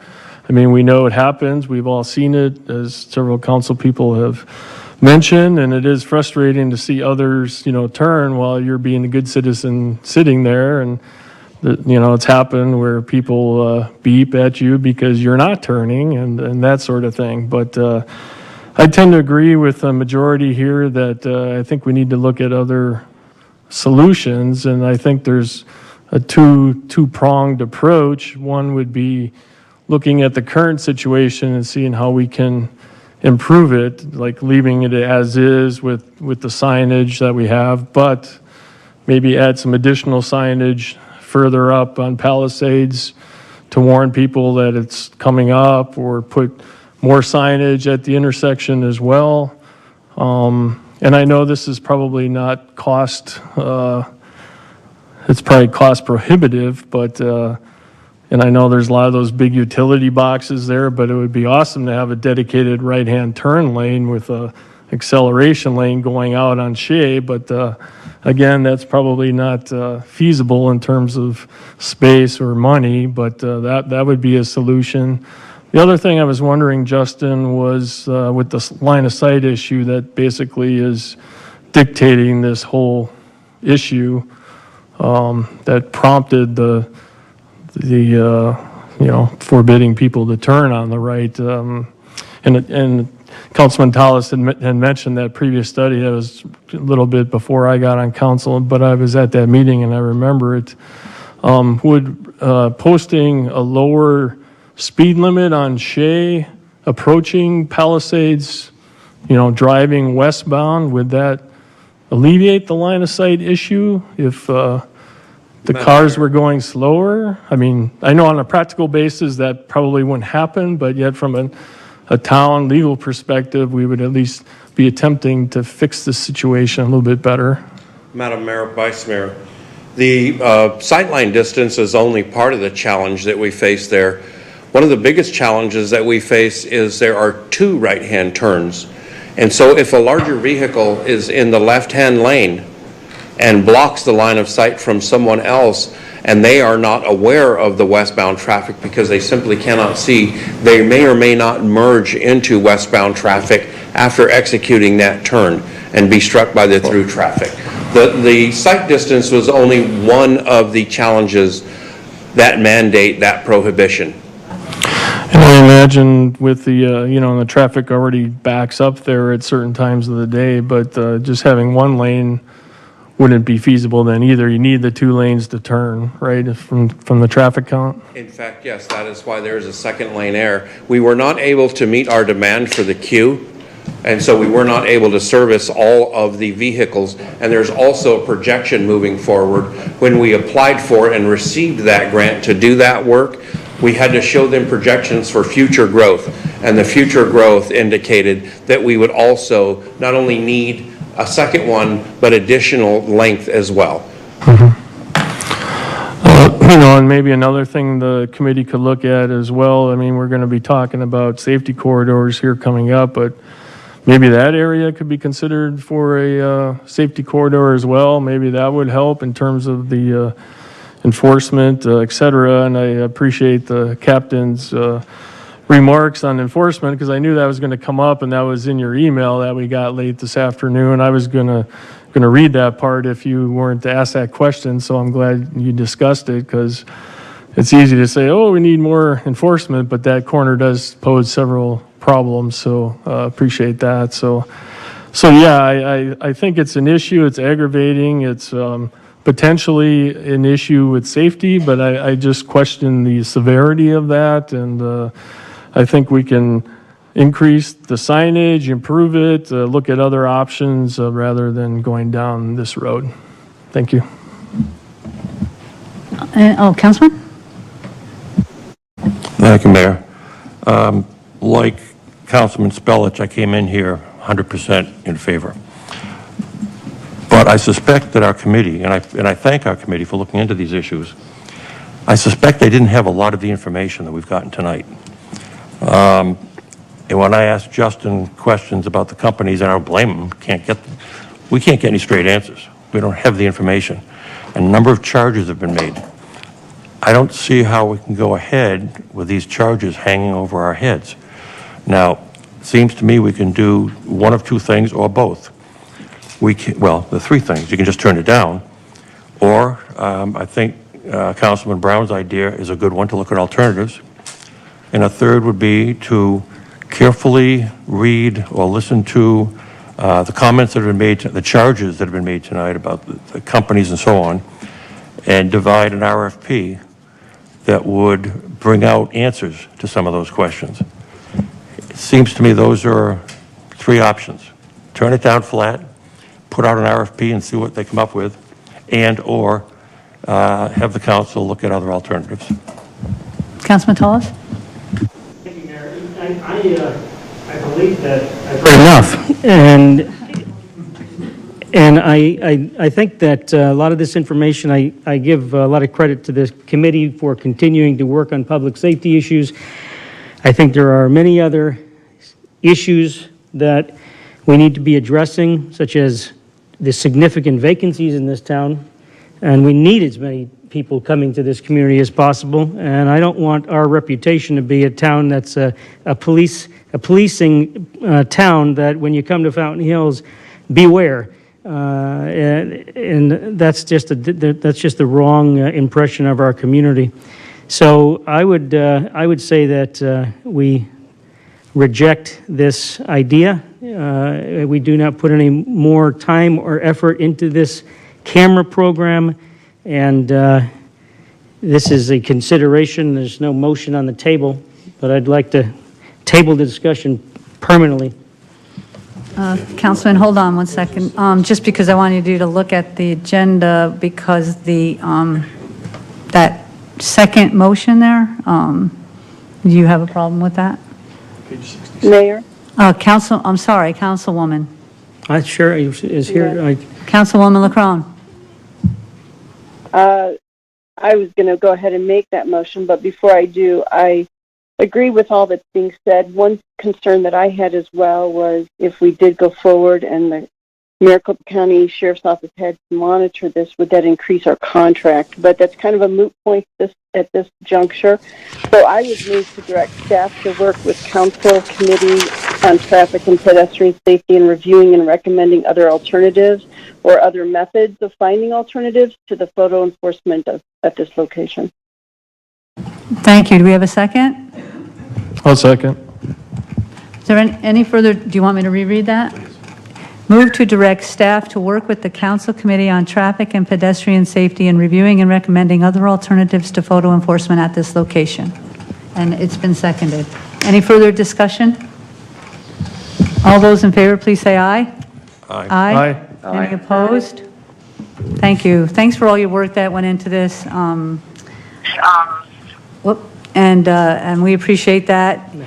I want to just recognize that some of the things that were said about the companies, they were, in essence, helping to create this packet for us. So that was nothing official yet. And so I just want to make sure that we say that when Justin said that he had, some issues there, it was because they were doing that to give as much as they could so that we at least had something to look at and discuss. Anything further? Thank you. So we are skipping, like I said, to 8H, which is actually about lowering the speed limit on Palisades. Is that Grady? Yes.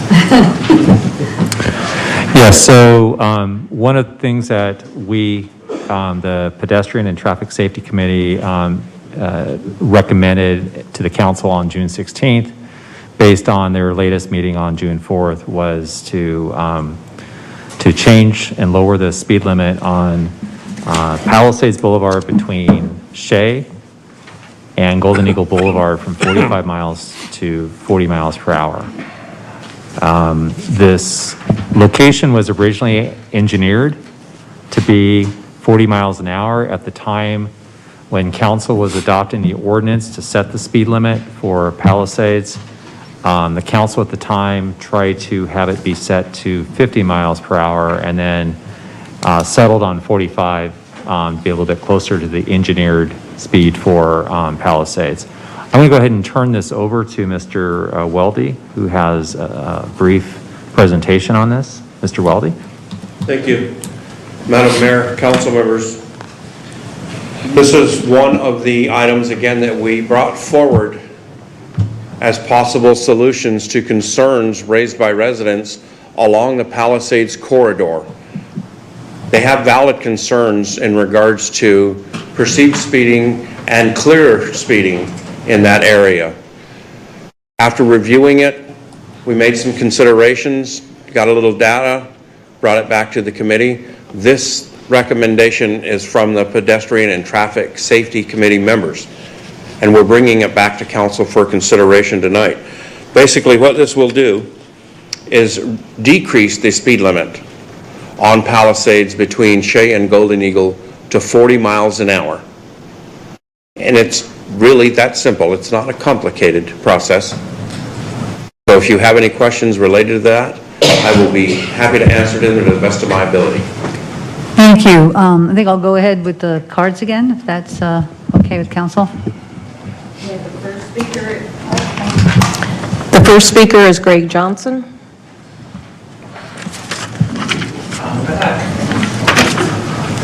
This is down my alley. When you want to talk about setting speed limits anywhere, you got to look at various state regulations in all 50 states, 5048, AZ, Arizona DOT, Michigan DOT, and Connecticut DOT, where I used to live. You have to use the engineering principle called the 85th percentile. And what that does, it takes into every possible consideration that goes into why a person drives a car at a certain speed. The car, the driver, angles, pitch, incline, decline, distractions, the sound of the car, the sound of the asphalt. It takes everything into consideration, and you come up with a number, the 85th percentile. And that's where you should set the speed limit unless there is some extenuating circumstance not to do that. And they did studies, and they said, what happens if we find the 85th percentile and we drop the speed limit by 5, 10, or 15 miles an hour? Does it change the 85th percentile? And it does not. 1 or 2 miles an hour. So then they sat there and said, let's do it the other way. 5, 10, and 15 miles an hour above. Same results. People are still going to drive at the 85th percentile. And when you lower the speed limit without getting the data, all you're doing is criminalizing normal behavior.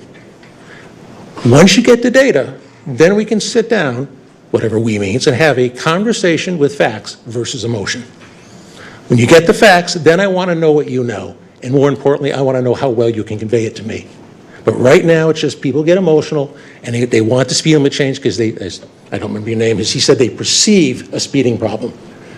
And it got so bad in the state of Connecticut, and I had a multitude of patients that were state cops and City of Hartford cops. The ticket fees were going so high that the cops said, I am not writing a ticket anymore. I'm taking a man's paycheck to balance the budget for the state of Connecticut. Now, I know you made a comment that you thought it was offensive, that you said you were in it for the money. I did not imply that. But what happens when they put these things in there and start running the fines, the source of income becomes addictive, and it's used to balance a budget outside of what the original purpose of the fine was. And then they report it to the insurance companies, and that's just taxation without representation. The insurance company jacks your rate up because they have some skewed statistics that says speed kills and speed causes accidents. Prove it. You can't. Okay? And when the 55-mile-an-hour speed limit went in back in 1973, oh, we're going to save gas. It didn't happen because it was in vivo versus in vitro. Oh, we're going to save lives. It didn't happen. And then the insurance industry and the NHTSA came up with some numbers, and someone broke them out and said, let's look at the death rate per vehicular mile driven on the interstate. And when they raised the speed limit, the death rate went down. U.S. government's own numbers. And what they found out, that the death rate was dependent on the economy and the price of gasoline. Price of gas goes up, fewer cars on the road. Economy goes in a dumper, fewer cars on the road, death rate goes down. But they all ran and screamed, said, oh, we got a death rate higher than the Vietnam War. Do your homework. It's all over the internet about the 85th percentile. And I think you will come to the same conclusion I came to. It takes time. It's a lot of stuff on the internet. But that 85th percentile has been out there for over 50 years, and it works. Thank you for your time. Mayor and Council, not to belabor Mr. Johnson's point, but we do have that data. In fact, we do use that when we are making recommendations and such. And so Mr. Weldy will be sharing that with you. And just to be clear, I wasn't saying that you were insulting. It was the emails that we got.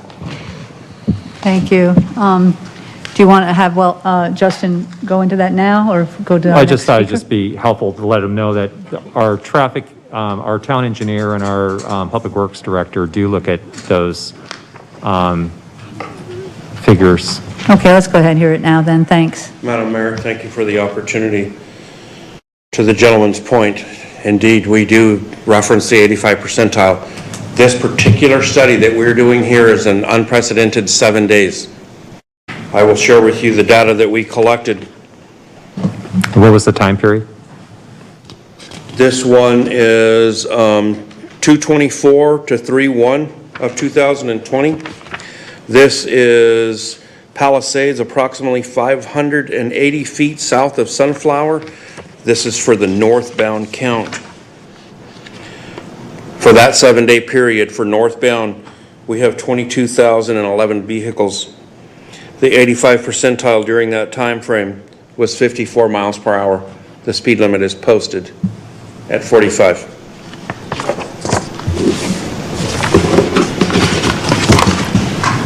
The next location covers southbound, same time frame, February 24th to March 1st.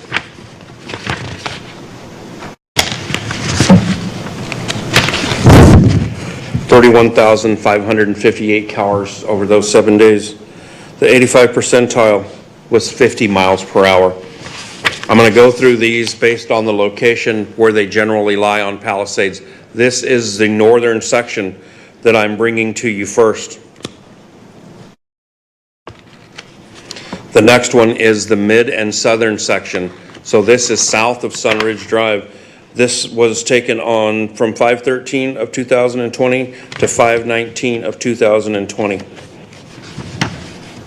57,485 cars counted over those 7 days. And again, this is for north and southbound at this location.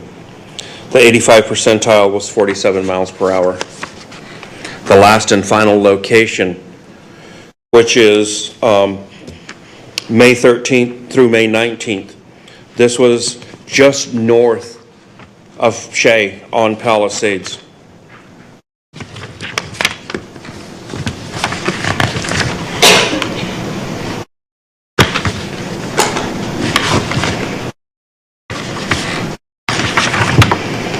68,290 vehicles counted during that time frame. Again, this is both north and southbound.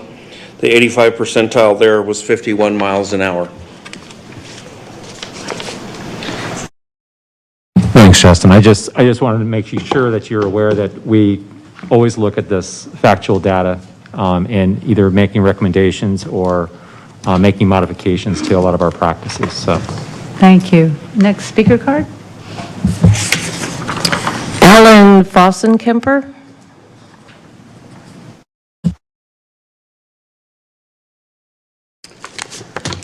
Madam Mayor, Council, Alan Fossenkemper, been here since 1994 in the community. Before I start, I just wanted to ask a question, Justice. What is your opinion as the professional engineer here? When you reduce that speed limit from 45 to 40, how is it going to change those numbers that you read off? Or address the council like that. We don't have back and forth like this at this point, but thank you. Okay. Well, my concern is this. First of all, I want to state that the residents of Fountain Hills right now are exhausted. They're absolutely mentally exhausted, as all of America is, with 6 months of lockdown and penalties and removals of freedom and so forth. And I think that this change in the speed limit of our major thoroughfare from 45 to 40 is going to be like when you walk into your living room, you don't even look at the pictures on the wall anymore because they've been there so long. We've been with that 45 speed limit for 20 years. And so the first year or two, you're going to be writing tickets and costing, revenue on a grand scale. And that, I think, is a problem. There's no way to change it unless you put a big sign in the middle of the street saying you are going to get a ticket if you exceed the speed limit. And they will exceed it because they do now. And it's a penalty. These people, so many of them are unemployed, so many of them are on fixed incomes, so many of them are used to driving at 45 miles an hour, even though they're being passed by people going 80 miles an hour. And you drop that speed limit by 5, you're going to add them to the lawbreakers.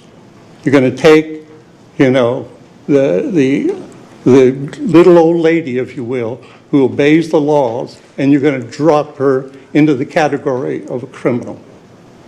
And write a ticket, her insurance is going to go up, and her points are going to be scored. So I ask you not to change it. I can't see justification for changing it. I can see justification for it being changed. The justification, as some of the board council members seem offended by it, that I think it's primarily a revenue situation. It generates a tremendous amount of revenue. Well, you can shake your head. That's my opinion. You got an opinion. All right, that's all. Thank you. We're going to take a short break if that's okay with everyone. 5 minutes, or is that what you need? Okay, 5 minutes.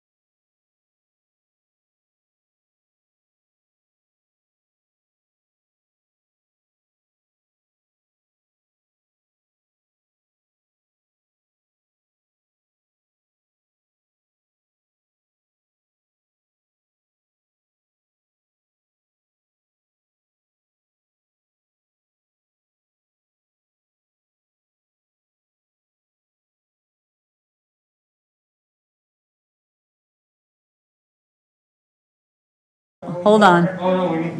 She's got the cards. Okay. Not quite yet. I have a 1970.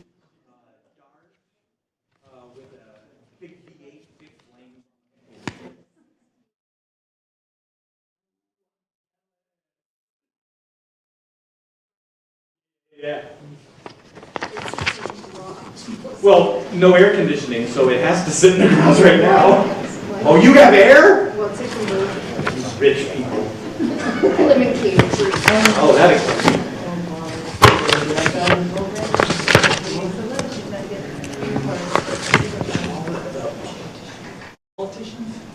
Thank you, everyone. Did we end up having any more speaker cards on the 40 mile per hour? We don't have speaker cards. I've got comment cards. Oh, okay. But those were from the online, right? Yes. Okay. Okay, we'll hear those then. Thank you. Okay, from Robert Vonderhauer. He says, I do not believe we should change the speed limit on Palisades. Don't cry. I know, right? Don't cry. Nor should safety corridors be added in the town. Richard Rutkowski. I plan to attend the meeting in person and address the council, regardless of any design study that originally may have set a speed limit of 40 miles per hour on Palisades. The speed limit has been 45 miles per hour for many years and has functioned well at that level, allowing efficient travel for vehicles on this major road. If there is a concern about some motorists exceeding that limit, then just enforce the limit. Don't punish those of us who are actually following the law and abide by the speed limit. The name of Schmidt, I don't know if it's a Mr. or Mrs. or there is no need to reduce the speed limit. Ron Smith, realistic speed laws are a traffic engineering tool to derive best traffic service for a given condition. I believe the current 45 is realistic while 40 is not. And Robert Lewandowski, Palisades is a major thoroughfare and a 45 mile per hour speed limit is not excessive. If people are exceeding this, then enforce it. Thanks. And then I also had one person who just commented in favor of it, and then 2 more oppositions. Thank you. And those were folks that were here? Carl Bushman, he was here earlier, and he left, but he did want to support that. And then Dustin Elliott was opposed, and D.L. Mary was opposed. Thank you. I wanted to mention, too, that we did get emails. It's kind of hard to keep track of, but I only got a few on this, and there were 4 for, and 7 against, and then when we get to the safety zones, that was even, and then the camera one was way over until today, and then that went the other way. So that's the input that we've gotten. Right now, if you would like to ask some questions of Justin or anybody, we can start doing that. Councilman? Justin, what criteria did you and the committee use to come up with 40 miles an hour? Madam Mayor, council member, it was just a recommendation from the committee that if it was reduced to 40 miles an hour based on the original design speed, whether or not that would be a benefit and address some of the concerns in regards to the perceived and witnessed speeding in the area. I live nearby, and I go up and down that road quite a bit. In the last 2 weeks, I've tried to pay attention to the speeds. When I go 45 miles an hour, people are flying by me. When I go 50, they were flying by me. I've yet to ever see a police car on that road. I'm not sure I understand the logic behind reducing it, unless you tell me There've been a lot of accidents and from people speeding and so on, but just to sort of draw it out of a hat and say, well, 40 sounds good, doesn't make sense to me. If I may, because I'm on the committee and anybody else on the committee can please join me, but it really started based on folks that are having a hard time getting out on Sunflower or on other streets trying to get onto Palisades. So there were a lot of different discussions about four-way stop signs and speed bumps and things like that. So then when we talked about how the road was originally, designed and how it was going to be 40 and they wanted 50, so 45 was a compromise. Then you look at the rest of the town and you look at all the streets in the town, there's only one place where there's 45, and that's that section of Fountain Hills Boulevard. So that also comes into play when you try to think like what's kind of the norm here. It's just, we're trying to, all of these is just trying to make things safer. It wasn't pulled out of a hat. It was a compromise on four-way stops or speed bumps or these other things. I kind of have a question. I just want to follow up if I could. Oh, sure. I just don't know what difference it makes if we don't have any enforcement. You could set it at 20, you could set it at 60, anything you want. We have no enforcement there. And as far as I'm concerned, I would make the entire road a safety corridor. Madam Mayor and Councilmember Magazine, let me add some clarification to my answer to your question. The design speed was set at 40 miles an hour when the engineer designed it. So that's where that number actually came from. You're welcome. Council, any, Vice Mayor? Thank you, Madam Mayor. Justin, when an engineer designs a road and he says 40 miles an hour, do they design it actually for 50 miles an hour, like 10 over, what they say that the speed is, or is that just urban myth that I heard somewhere in the last 30 years? Madam Mayor, Vice Mayor, historically, they will set it either above or below the post or the recommended speed for the design speed based on the conditions. And in this particular case, it warrants the conditions for 45 miles an hour. And while I do not, and this next statement is not to minimize anyone's concerns about speeding, the 85 percentile is also what drives good design and engineering practices in regards to speed limits. What the 85 percentile tells us, besides our speed and volume, is that enough of the people using that segment of the roadway feel comfortable to drive that speed. And so sometimes, and oftentimes, when we're taking into consideration speed limits and we do a speed and volume study, we determine whether or not the speed limit should be raised or lowered based on that information. And this one is kind of right down the middle of the road. There's of course, in a part of the section for one direction southbound, there's an indication that it should be slightly raised. For northbound, for another section, there's an indication that it's right on the money for where it is currently posted. Justin, is it good practice in the traffic industry to have differing speed limits on a stretch like this, or not really? Is it better to have it consistent the whole stretch, or if there's a particular, quarter, half mile, whatever, that's an issue, and have a different speed, or is that not kosher? Vice Mayor, there are numerous criteria that go into setting speed limits. One of them is the design speed. Another one, or one of several, is side traffic, pedestrian traffic, school traffic, retail traffic. All of those will have an impact on the speed limit that is set.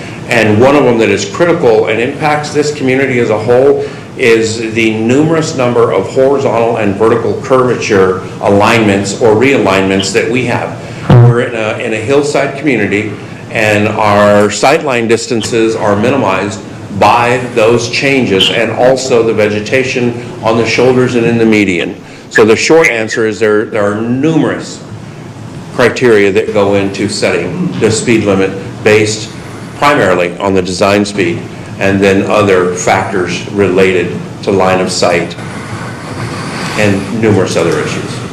And I know after you had several meetings with Sunridge people and Sunflower, that area, I know there was some work done on the medians and the side areas, the shoulders and stuff to cut back some of the vegetation. And I mean, that area is an issue. I've gone in and out of there numerous times over the years, and it is problematic. And but I just, overall, to do it on the whole stretch, I mean, back in June when this first came up to the full council, I just thought it was kind of a no-brainer, but now I'm kind of having second thoughts, only especially if it's true. I mean, if we were to lower it, I mean, how much of a difference that would make in the general public in terms of how they react in the 85th percentile type thing. So I'm just having second thoughts on that. And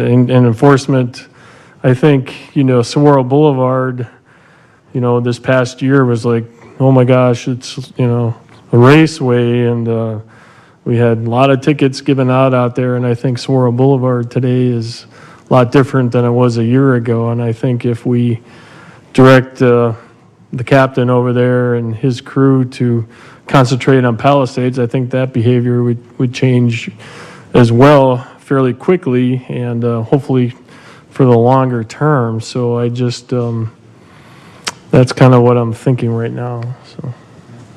Vice Mayor, if I may, and far be it for me to speak for Captain Kratzer, but I know for a fact that there is enforcement on Palisades.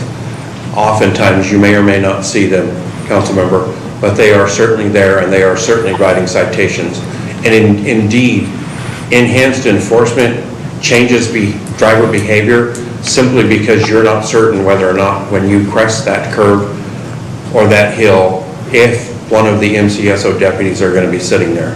So indeed, it does change driver behavior. In fact, the driver that was the one that crashed in the home was actually MCSO was going to be pulling that person over for speeding, and he tried to get away, and that's what happened.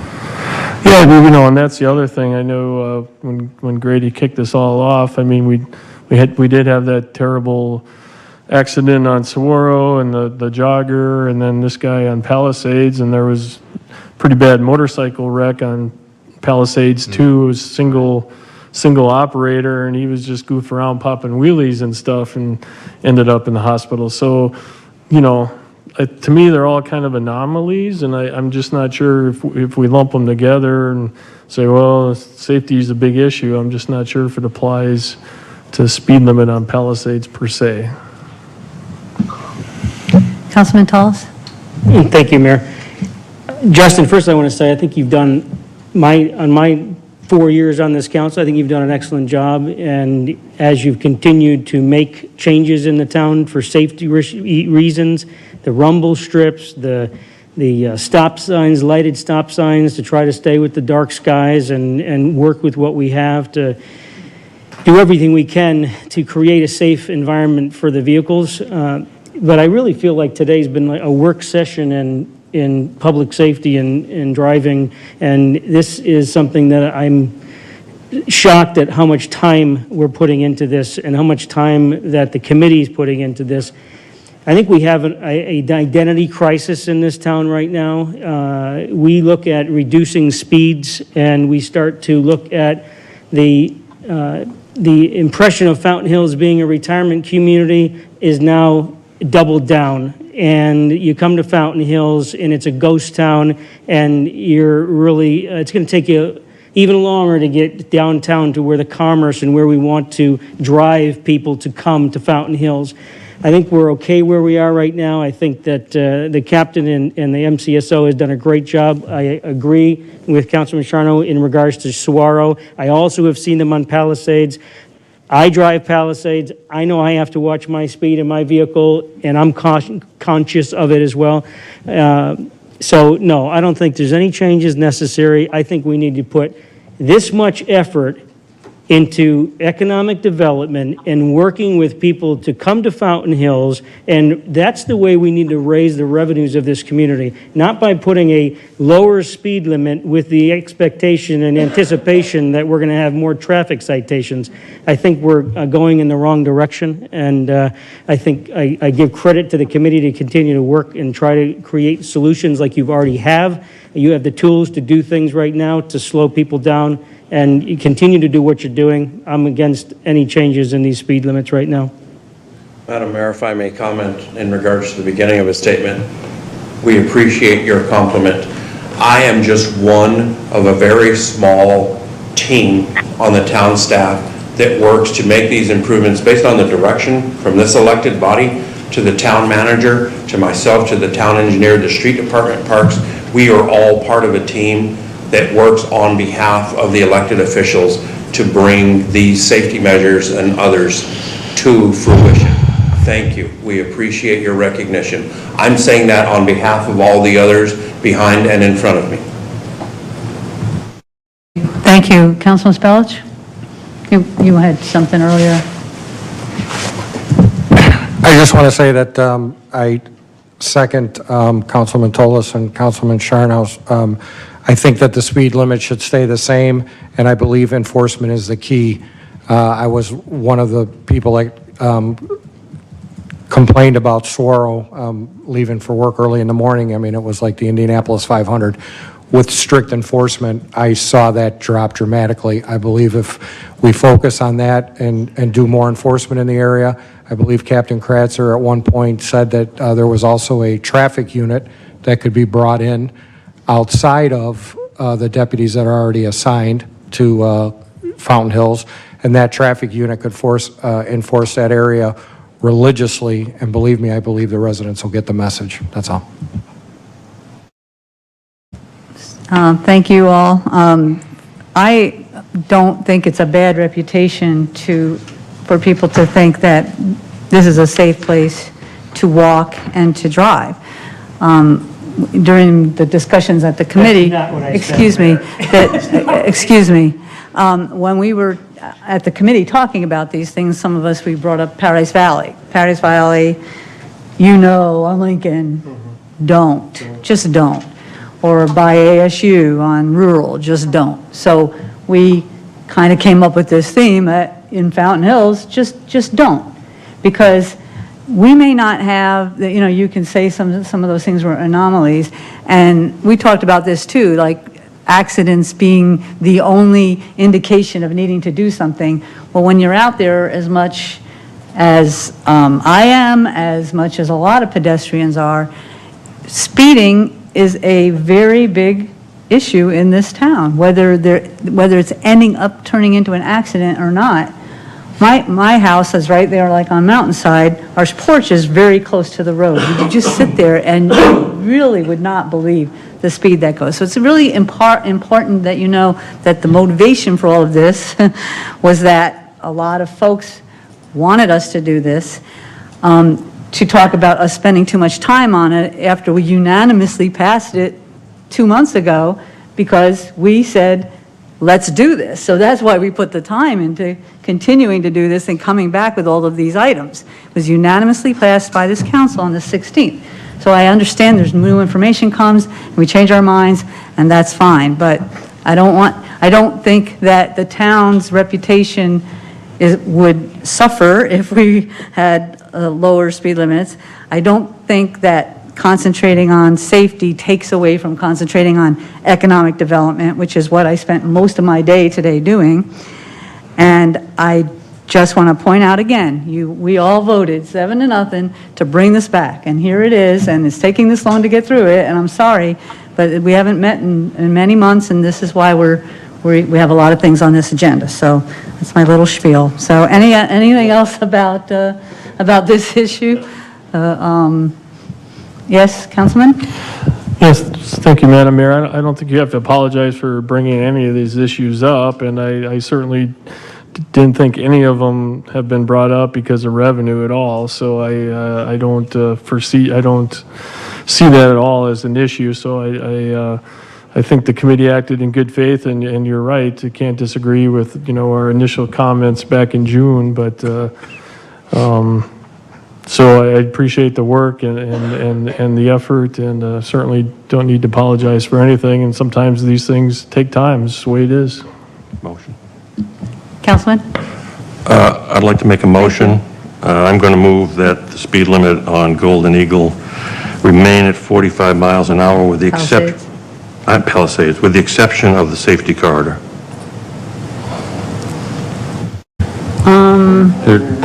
I'm sorry, there's two different, there's going to be another item right after this on the safety corridor. I understand, but if I say leave it at 45, then, okay. We don't need to make a motion All right. if we're not going to change You could just anything, die, right? I mean. That's Yeah. fine, okay. Yeah. Status Okay. quo. Thank you very much for the discussion. I appreciate it. Next, we'll go into the safety corridors, and then we can talk about adding or subtracting items from that. Justin or Grady? Yes, I'm going to go ahead and turn it over to Mr. Weldy, who will go into a little bit of detail and brief you on the idea and concept behind the establishment of a safety corridor program. Thank you, Madam Mayor, council members. This item, once again, was discussed at the June 16th meeting, and it was brought forward from recommendations from the Pedestrian and Traffic Safety Committee. The primary cause of automobile accidents and collision is driver behavior in the form of speeding, aggressive driving, impairment, and distracted driving. Due to a number of collisions and near traffic accidents in town, the Pedestrian and Traffic Safety Committee believes that the safety corridors should be implemented and later evaluated for effectiveness in reducing collisions and improving safety. The way we arrive at safety corridors and what we're making tonight is a recommendation that is expandable or collapsible or movable based on this elected body. Safety corridors are special segments of roadway that have been identified by both engineering and data analysis to be either high pedestrian vehicle or vehicle-on-vehicle conflict zones. The intent of the safety corridor is to educate and inform drivers, reduce traffic speeds, and discourage unsafe driving behaviors. The safety corridor proposal will have enforcement signs advising drivers when they enter and leave the safety corridor zones. I'm going to stop right there. In my haste to get this document loaded in a timely manner, I simply did not crop the item on the left that states entering a safety corridor, next X amount of miles, zero tolerance. This was just an example of other signs used. What should have only appeared is entering a safety corridor, strict enforcement for speeding and other violations. That will be posted at the beginning of any roadway segment or area that is designated as a safety corridor. And the reason that I bring this up is zero tolerance creates challenge for this law enforcement division, and it takes away some of their ability to make decisions based on each individual stop and the circumstances surrounding that. And I'm not going to speak on behalf of Captain Larry Kratzer on this. I'm only telling you what I know from my research. So our recommendation in regards to the signage would be the one on the right that simply states, this is a safety corridor, it's being identified. Strict enforcement of speeding and other violations. And we can tailor that sign to include the Town of Fountain Hills logo or any minor little changes. What is critical and not changeable is the black on white. In Arizona and the United States on roadways, that equals the law. The yellow is a warning. So that's when we're warning them. And any area where they are then leaving the safety corridor, it would just have a in safety corridor. The map that was provided in this packet simply shows, and all of you have it in the packet, a couple of locations that we decided based on the vehicle on vehicle and vehicle and pedestrian and speeding and other violations is a recommendation from the Public Works Department through the town engineer to the town manager for tentative approval. he and you can make recommendations to add or expand this corridor to areas. In fact, the town manager, as we were preparing this and discussing it, asked about the school zones. In regards to the school on Fountain Hills Boulevard was the discussion we had, and absolutely, a school zone can be in a safety corridor in that area. However, there is a separate Arizona revised school statute for reduced speed limits in front of school zones that are addressed separately, and the penalties for that are addressed separately for that area that's identified as that. So Justin, just for the sake of the people watching TV and maybe in the audience, could you just share what those segments are that are in the proposal for the safety corridors? The segments that we're recommending tonight for consideration: Saguaro Boulevard, north of Shea, all the way to Fountain Hills Boulevard. Palisades, from Saguaro to Golden Eagle Boulevard, and Fountain Hills Boulevard, south of Palisades to El Lago. I want to give a brief explanation for the reason that we selected these areas as the initial. Saguaro Boulevard, this is our primary entryway to the majority of the people coming into the town of Fountain Hills, whether they're driving through or coming here to enjoy the numerous amenities that are offered. It is also passes right through our basic core and our largest namesake park and our highest pedestrian count area on Saguaro and in the town is El Lago and Saguaro, the Avenue and Saguaro, and Palisades and Saguaro. In those three areas is our highest crossing for pedestrians to cross one of our major roads. North of that, we have residential housing on either side for about 2/3 of it, and it ends at a T intersection. On Palisades, this again is one of our pedestrian corridors where we have wide streets. In this particular case, it's relatively wide and long and flat, which is unusual here. And we have a lot of interaction between the medical facilities, the street where the chamber is on, and the other retail locations with on and off street parking, and also the intersection of La Montana and Palisades. We have a lot of pedestrian and vehicle activity in that, all the way through to Golden Eagle. West of Fountain Hills Boulevard on Palisades, it's obvious. We have residential parking on one side. We have houses of worship on the south side, and then just over the crest of a hill, just beyond Hampstead, we have a high school. And there's a considerable amount of traffic that takes place there, but also Hampstead services the McDowell Mountain Elementary area. And so lastly, and just for this map, is Fountain Hills Boulevard, south of Palisades. This is where we have some very busy restaurants, a very busy shopping area, and again, we have a considerable amount of pedestrian traffic that crosses at the signalized intersection of not only Fountain Hills Boulevard and Palisades, but El Lago and Fountain Hills Boulevard. There's a considerable amount of pedestrian traffic in those two areas. Again, these are just recommendations. It's up to the council to decide based on the information that we will provide you tonight and in the future to expand or make some of these safety corridors movable and or temporary depending on driver behavior at that time in those locations. Thank you, Justin. Vice Mayor? Thank you, Madam Mayor. Justin, on these three different locations, and with the signage, are these being envisioned as permanent then, and permanent signs are going to go in? Or I know you mentioned, maybe some temporary ones or movable ones in the future, but how are these being perceived initially in terms of? Madam Mayor, Vice Mayor, and the ones that we are proposing based on the data and the information that we have, we are recommending that these be all but permanent safety corridors, and the signage, which would be posted at numerous locations in these areas, would be permanent signage.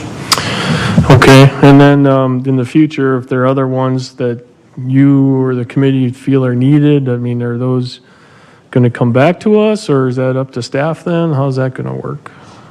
Vice Mayor, that is at the direction of the Mayor and Council. We will certainly, based on information that we receive from one or more council members and or residents, bring that to the Pedestrian and Traffic Safety Committee for consideration, and then bring it back to the council. And I just want to reiterate, and I can't state this enough based on all the postings and such that are out there in cyber world. I mean, we are not proposing zero tolerance. We are not going to ticket everybody who goes 1 mile over the speed limit. I just can't emphasize that enough. And I get tired of reading so much misinformation out there. But aside from that, I'm not opposed to what's being proposed here. I think Saguaro Boulevard, at least in my opinion, might be a little bit overkill. I would favor more maybe starting the safety corridor, maybe by Desert Vista, or maybe even a little further up on Panorama. I know we're envisioning a crosswalk perhaps at some point in time by Desert Vista, so that might be a better spot. And then perhaps ending it San Grande. I mean, I just think that between Desert Vista and Grande covers most of the business along that stretch, and that's where most of the pedestrian activity is. I just don't know, coming right off Saguaro or further up on closer to Fountain Hills Boulevard, if there's, a number of pedestrians there. That's just my observation on this.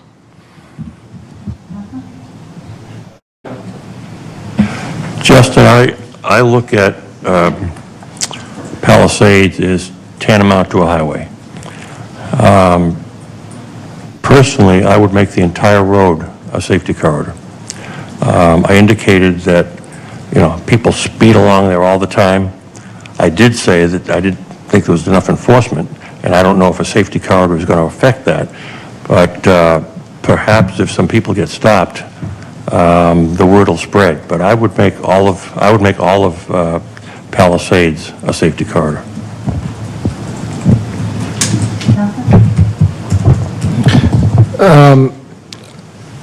When this was originally brought up, we talked about zero tolerance, and I was vehemently opposed to a zero tolerance zone due to the fact that you take the discretion away from law enforcement. So I believe that law enforcement should have the discretion to issue tickets or not.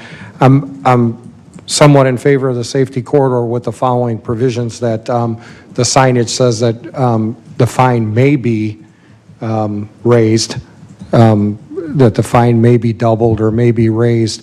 And the reason I say that is that I believe that the discretion of how much the fine should be raised should fall with the judge.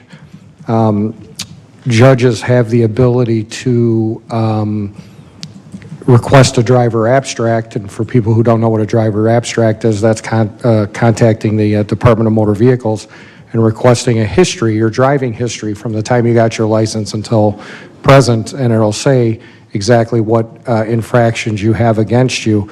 I would hate to see a senior citizen in the area in Fountain Hills be pulled over and actually ticketed and have an exorbitant fine placed on them if, when you look at their driver's abstract, they've had no contact with law enforcement or never had a ticket before.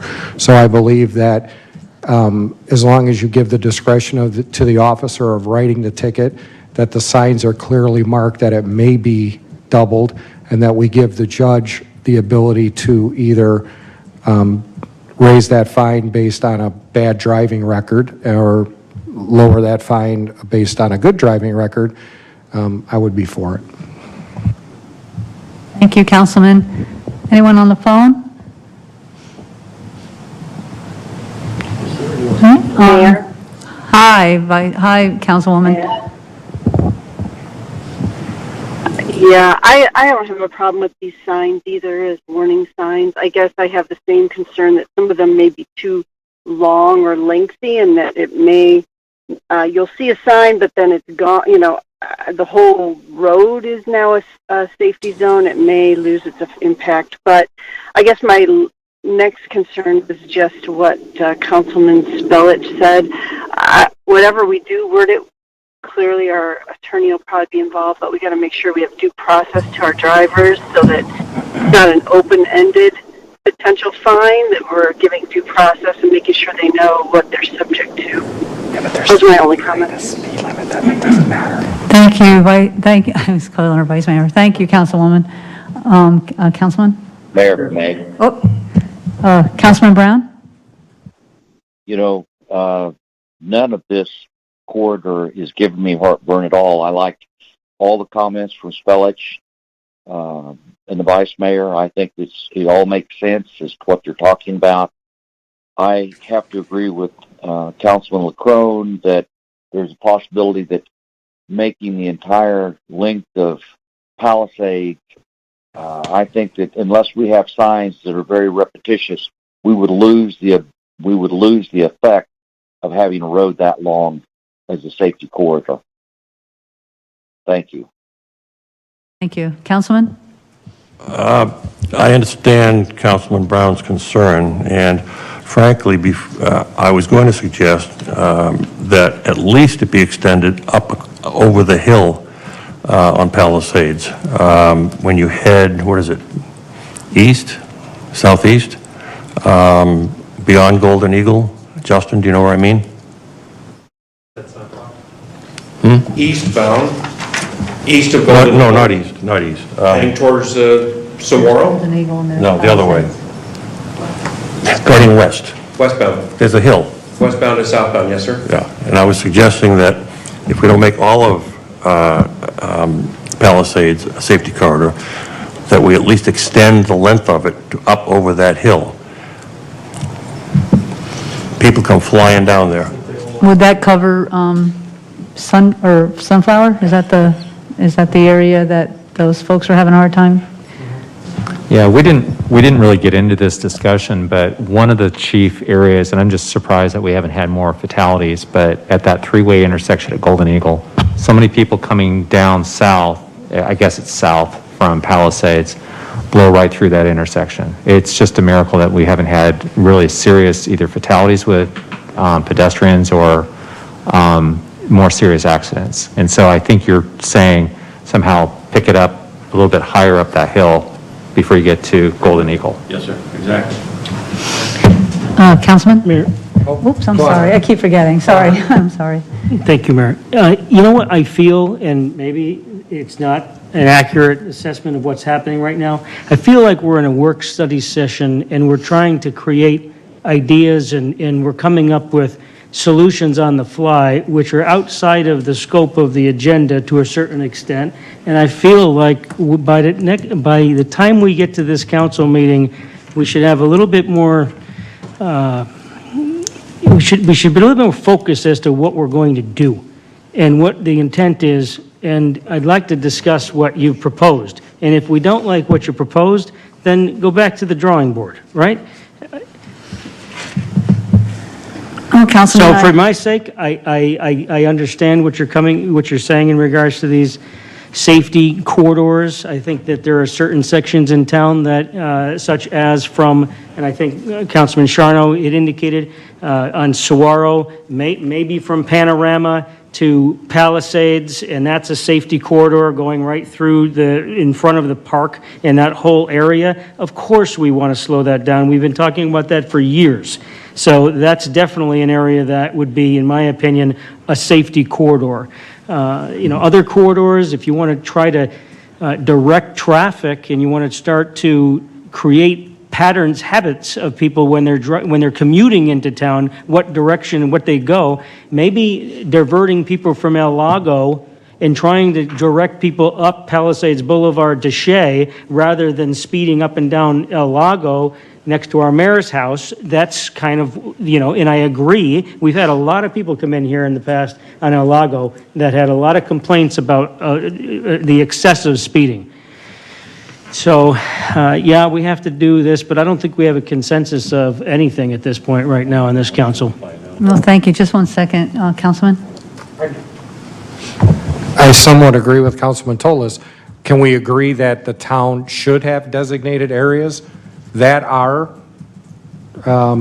these zones, and then come to a better understanding with the safety panel, and that come to a better understanding of and delineate exactly what streets we're talking about, and then have it more defined? I think we are in agreement. I don't want to speak for you, but I believe we are in agreement that that these zones make sense. I just think we're a little bit not in agreement with where they should be. So let's say that we're in agreement that they should exist, but let's say that we table this until we can get a very defined map and we all agree on what area it should I would be. second that. That's all. Councilman? Personally, I think I'm going to make a motion, and that is to approve the staff recommendation, but extending the safety zone on Palisades up over the hill. I don't know what street that is, but staff can figure that out, but I would make that as a motion. I think we know enough to do that. Let me get this straight. So you're saying Can- everything that's as presented, but include an extension to Exactly. Palisades? Yes.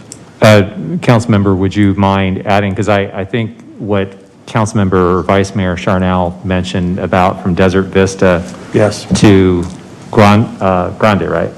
I'll include that in my motion. Okay. And okay, go ahead. To modify the staff recommendation. Right. Okay. Okay, so you made a motion. Is someone seconding it? I'll second it for discussion. So if your motion is to take it as is, but start at Desert Vista instead of all the way down to Shea, and extend Palisades to, say, El Lago, That's the motion. and everything else is the same. Pardon me? Just so I have it clear in the record, is the suggestion on Saguaro to extend all the way up to Fountain Hills Boulevard, or before that? Because there was At this discussion. point, it's the whole thing. Okay. Because that was the motion that he made, to take Okay, this I as is, wasn't clear but on the extend motion. Palisades. So, And just before any voting, again, we're going to be evaluating these, and we will be returning back to you to show what kind of effect that this has, and we'll be doing some statistical analysis that we'll be reporting back to the committee, and we'll come back to this body as well. okay, Madam Mayor? yes. So the motion is as presented tonight in full, plus Palisades up to El Lago, Yes, sir. right? Yep. Is that the motion? Yes. And then, what about Councilman Spellage's notion on the concept behind it and the fines and such? I mean, is that part of our motion tonight, or is that something we need to delineate separately, or how's that going to I work? didn't hear what he said. Do you mean the sign? I'm sorry. No, don't the understand. discretion on the fines and that.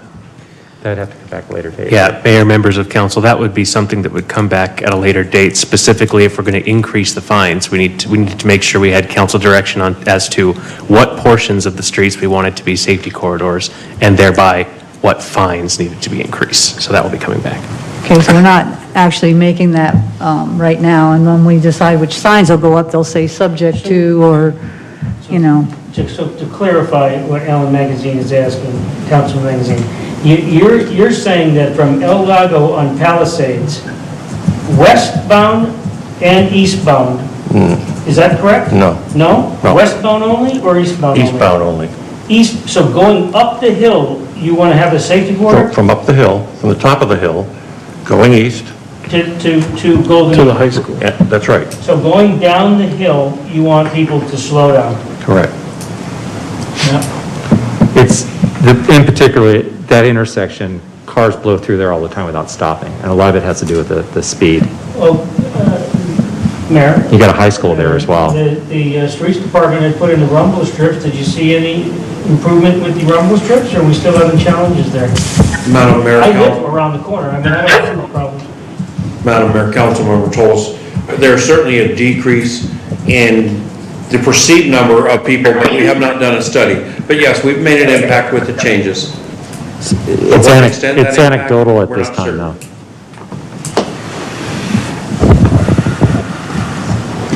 Somebody's free to amend his motion if they would like, of course. Okay, well, I move to amend the portion on Saguaro Boulevard to just stretch from Desert Vista to Grande. I'll accept that as part of the motion. Okay. Repeat that, Mike?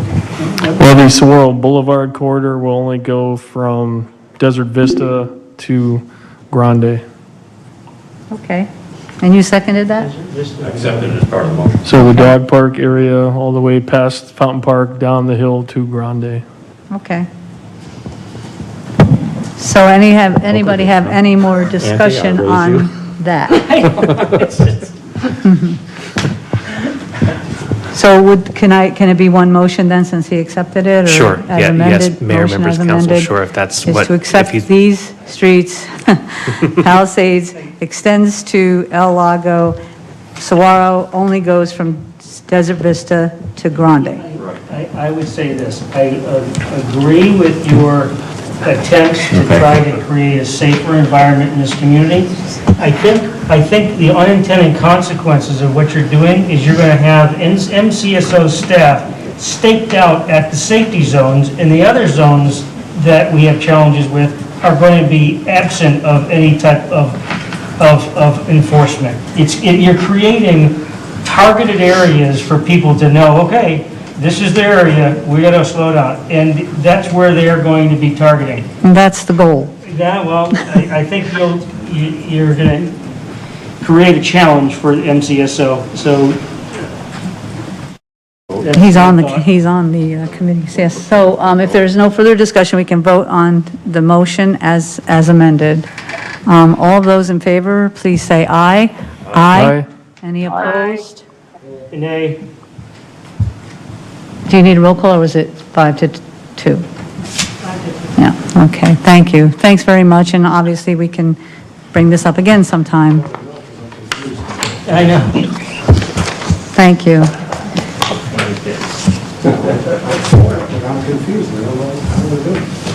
Next is our item 8C, which is approving the 2020 resolutions proposed by the League of Cities and Towns.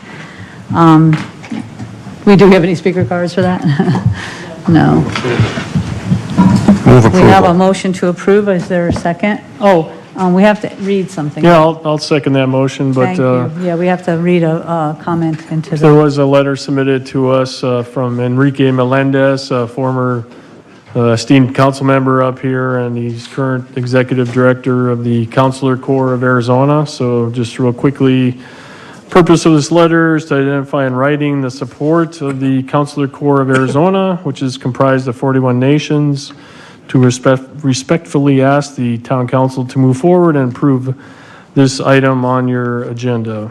This issue is very important to have as a support factor for Arizonans from foreign nations who live here as part of our society, and it will clarify the identification process. Ultimately, the subject has to be approved by the state legislature and signed by the governor. However, we feel that during our country's unfortunate current societal division, it's only in the spirit of dignity and human rights that this process is passed and elevated to a higher level with the support of Fountain Hills Town Council and the Arizona League of Cities and Towns. And of course, this is referencing one of the resolutions to accept counselor ID cards as a form of official identification in Arizona. thank you, Vice Mayor. We have a motion and a second. All those in favor, please say aye. Aye. Aye. Any opposed? Thank you. Aye. Next is our item about kitchens in casitas. So just to be clear, Mayor and Council, this is a public hearing as well. So, Open a public hearing on this item. and I just want to clarify, the item before you is basically a work plan item that came out of the council retreat some time ago, the annual council retreat. This was kind of a policy direction that we received from the town council. And this if I'm not mistaken, has already gone before the Planning and Zoning Commission, and they recommend approval. With that, I'm going to turn it over to Mr. Wesley, who will give you a briefing on this item. Mayor and Council, hopefully help me if I'm not speaking to this well enough for people to hear, but good to be with you this evening, an opportunity to present this to you. As Mr. Miller has stated, this came to me as an item to work on from some input from council from, I think, well over a year ago, and it's just worked its way up on my list of things to address and bring to you for further consideration. So staff or the council did ask us to look at this. As we looked at the issue of kitchens for guest houses and how it works within the overall zoning ordinance, we recognized a need to pair it with a couple other items, and that is our definition of dwelling unit and how we treat large accessory structures in the current code. So we'll be looking at amendments to all three of those sections of the zoning ordinance as a part of this discussion. So the first one is the definition of dwelling unit. What you see on the screen is the definition we have in our ordinance today.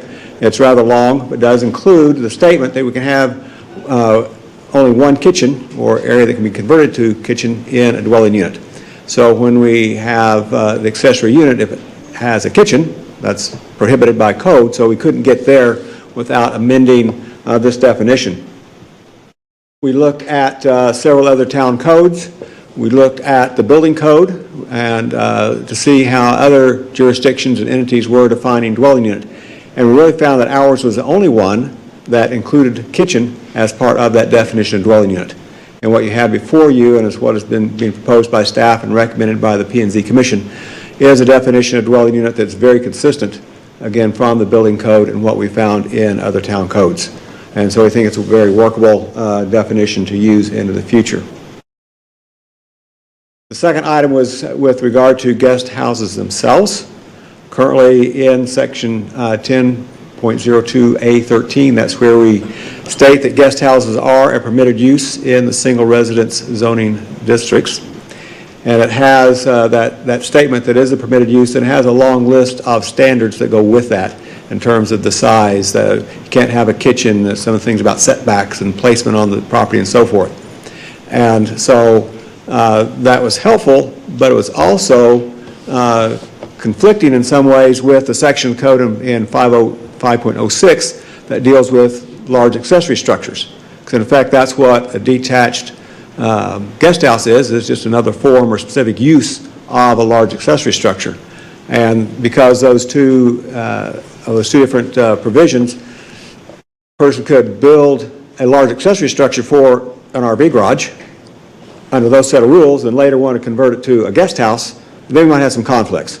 And so we felt it was better just to have one set of regulations that deals with the large accessory structures, and in this point just define that the guest house was an allowed use. Part of that current definition states that the guest house should not be used for any commercial or non-residential purposes. We felt that was important because we don't want it to turn into something that's not intended to be some type of rental unit, create a duplex situation, but just be what it's called, a guest house. So when you have that guest come to stay, they have a place. As part of the review that staff received back just recently, it was also pointed out that at least one other community has a provision in the code that makes sure it's clear that the guest house cannot be separately owned from the principal structure. And it suggested that might be beneficial to have in our code just to ensure that people don't take this the wrong direction and try to sell the guest house as a separate unit. So didn't see any concern with adding that. So what you see in the italics and bold here at the bottom of this page is adding that provision in. That specific provision wasn't previously part of the P&Z consideration, but I'm sure they wouldn't have any concern with that addition. It's pretty clear in the code already that you couldn't do that. This just adds a little weight to that. So again, in section 10.02A13, the change is very simple, just to specifically state the use. The major change in the code is into section 5.06G of the ordinance. Again, this is where we define all the standards to go with where a large accessory structure can be on the property, how big it can be, and some of those things. Here we've taken what was in 10.02A13 and combined it what was within the 506G, removed the requirement that says you can't have a kitchen, and removed the provision that says you can't have the 220 power, because that's often needed in a kitchen for some of those appliances. So So what you have before you now are the provisions that are recommended to you for the revised Section 5.06G. Run through those real quickly, and again, most of these are pretty much the same as what's in the current code. That accessory structure cannot be any more than 30% the size of the primary structure. Again, that really keeps it as a secondary type unit and avoid that duplex type situation. It requires that you only have one set of utilities. You can't have utilities that go to the primary house and a secondary set of utilities going to the accessory structure. Again, that could lead you to that duplex situation, only one set of utilities, one meter. One of the challenges we have in the current code is some kind of conflicting and confusing statements about what makes it an attached structure versus a detached. And so I try to clarify that. Again, it's pretty much what's in the code, but hopefully stated more clearly. You either have to be completely attached with at least 4 foot length of wall, or you have to be at least 6 feet away. You have to either be completely attached with at least 4 foot of length of wall between the two units, or you have to be at least a 6 foot separation. Right now, again, the code's kind of unclear. What if you do something in between? How do we treat it? And so we're really trying to make that clear. And so if you're a fully attached accessory structure, then you meet all the same requirements of the house. You have to meet all the same setbacks. You can have the same height, the 30-foot height and so forth, but you're treated just as the primary structure. If you're separated by at least that 6 feet, then you're a detached accessory structure. You have to meet those setback requirements and those height requirements and so forth as that detached structure. Currently, the code says that all, except for that attached 4 foot, all accessory structures have to be at least 6 feet apart. So I'm sorry, Mayor, can I ask a question? Yeah, Sure. What's the closest a detached structure can be to another property? To another property? So, Mayor, Councilmember Magazine, if it's a large accessory structure, it has to meet the same setback requirements as the primary structure, which is, depending upon the zoning district, can be as narrow as 7 feet in some of the smaller single residence zones and goes up to 20 feet in the larger single residence zones. I'm probably not. The side setback goes. I'm probably not understanding, but does that mean that a detached dwelling can be within 7 feet of somebody else's house? No. Mayor, Councilmember, that's setback from the property line. The other property will have its own setback also. So building to building, you'll be the sum of those minimum setback requirements. And we don't have any requirement for a fence or anything? No requirement for one, although most people do put fences up. I'm sorry? Yes, there's no requirement except for pools for there to be a fence or wall. Okay, thank you. Again, a provision from the current code about garage doors. If that accessory structure is going to have garage doors, they need to be behind the front plane of the primary structure, located on this. If you're a corner lot and you're located on that side street, you have to be behind the line of the principal building. That's a current provision. And then also constructed of similar materials and colors so it doesn't stand out from the principal structure. If you're in front, if you're back behind where you really can't see it, then we don't worry about that so much. A new provision that we're proposing to add that's not in the current code is this item number 2 on the list. If you are going to use your accessory structure as a guest house, we need one more parking space so that we're not impacting the street or the neighborhood with that extra parking that might go with that guest house. Yes. We can't prohibit the primary structure or the guest structure from being used as an Airbnb.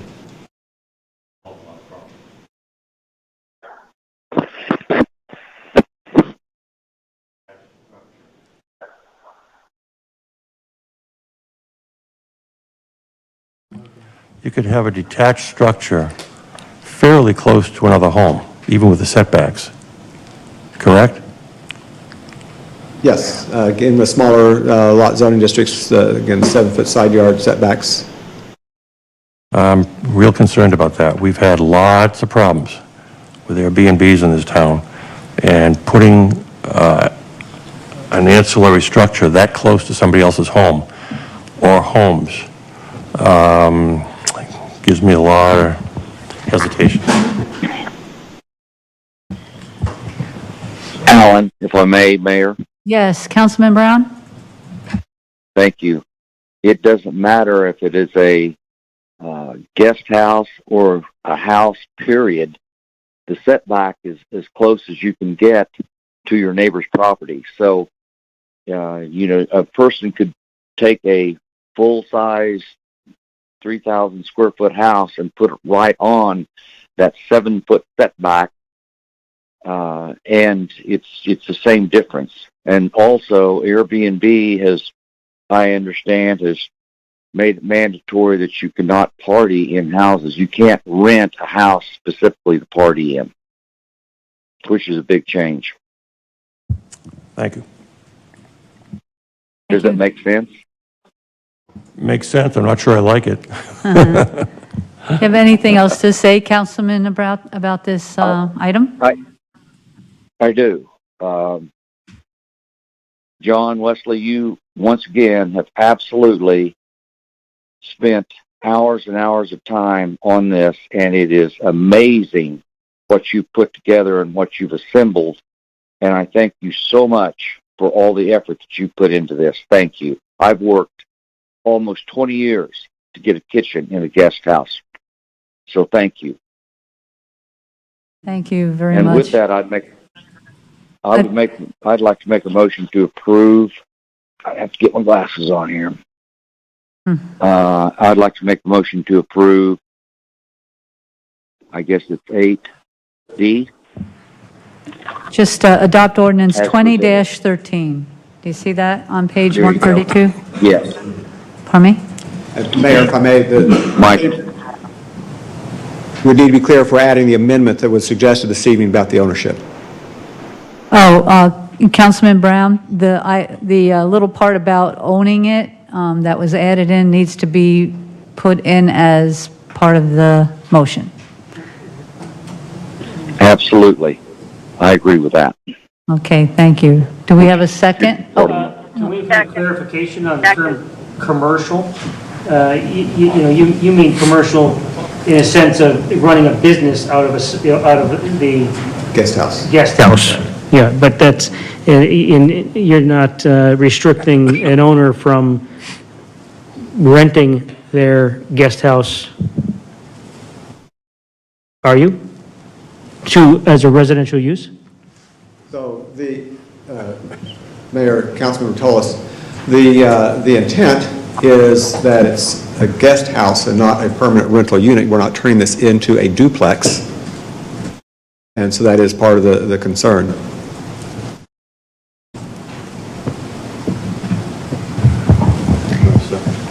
Vice Mayor?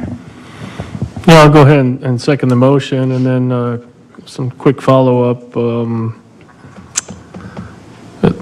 To your point, Councilman Magazine on Airbnb, I mean, the guest houses, we've had concerns on party houses, and those are bigger properties and bigger houses, so I don't think a secondary guest house off the main house is going to be a party house. And one other quick question, I didn't think of this earlier, John, but if all the other requirements are met under this ordinance change, can an existing guest house be retrofitted then to have a kitchen area, cooking area? Mayor, Vice Mayor, yes, that would be the case. Okay.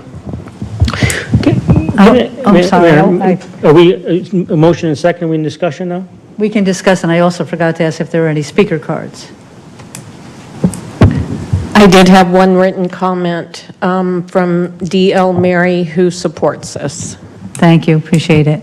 Yes, Councilman. So I'm just going to ask a question as to why, if you're going to allow Airbnb, which could be on a weekly basis, could be on a monthly basis, could be on a 3-month basis, why would you restrict a homeowner from renting this unit out on a maybe longer-term basis as a supplemental means of income? And right now, we're living in a time of a pandemic. We're living in a time of people that are looking to make a few extra bucks. And if a senior has a big home in this community and wants to stay in this community and has the means to have a property that they can rent it out, why would we restrict that?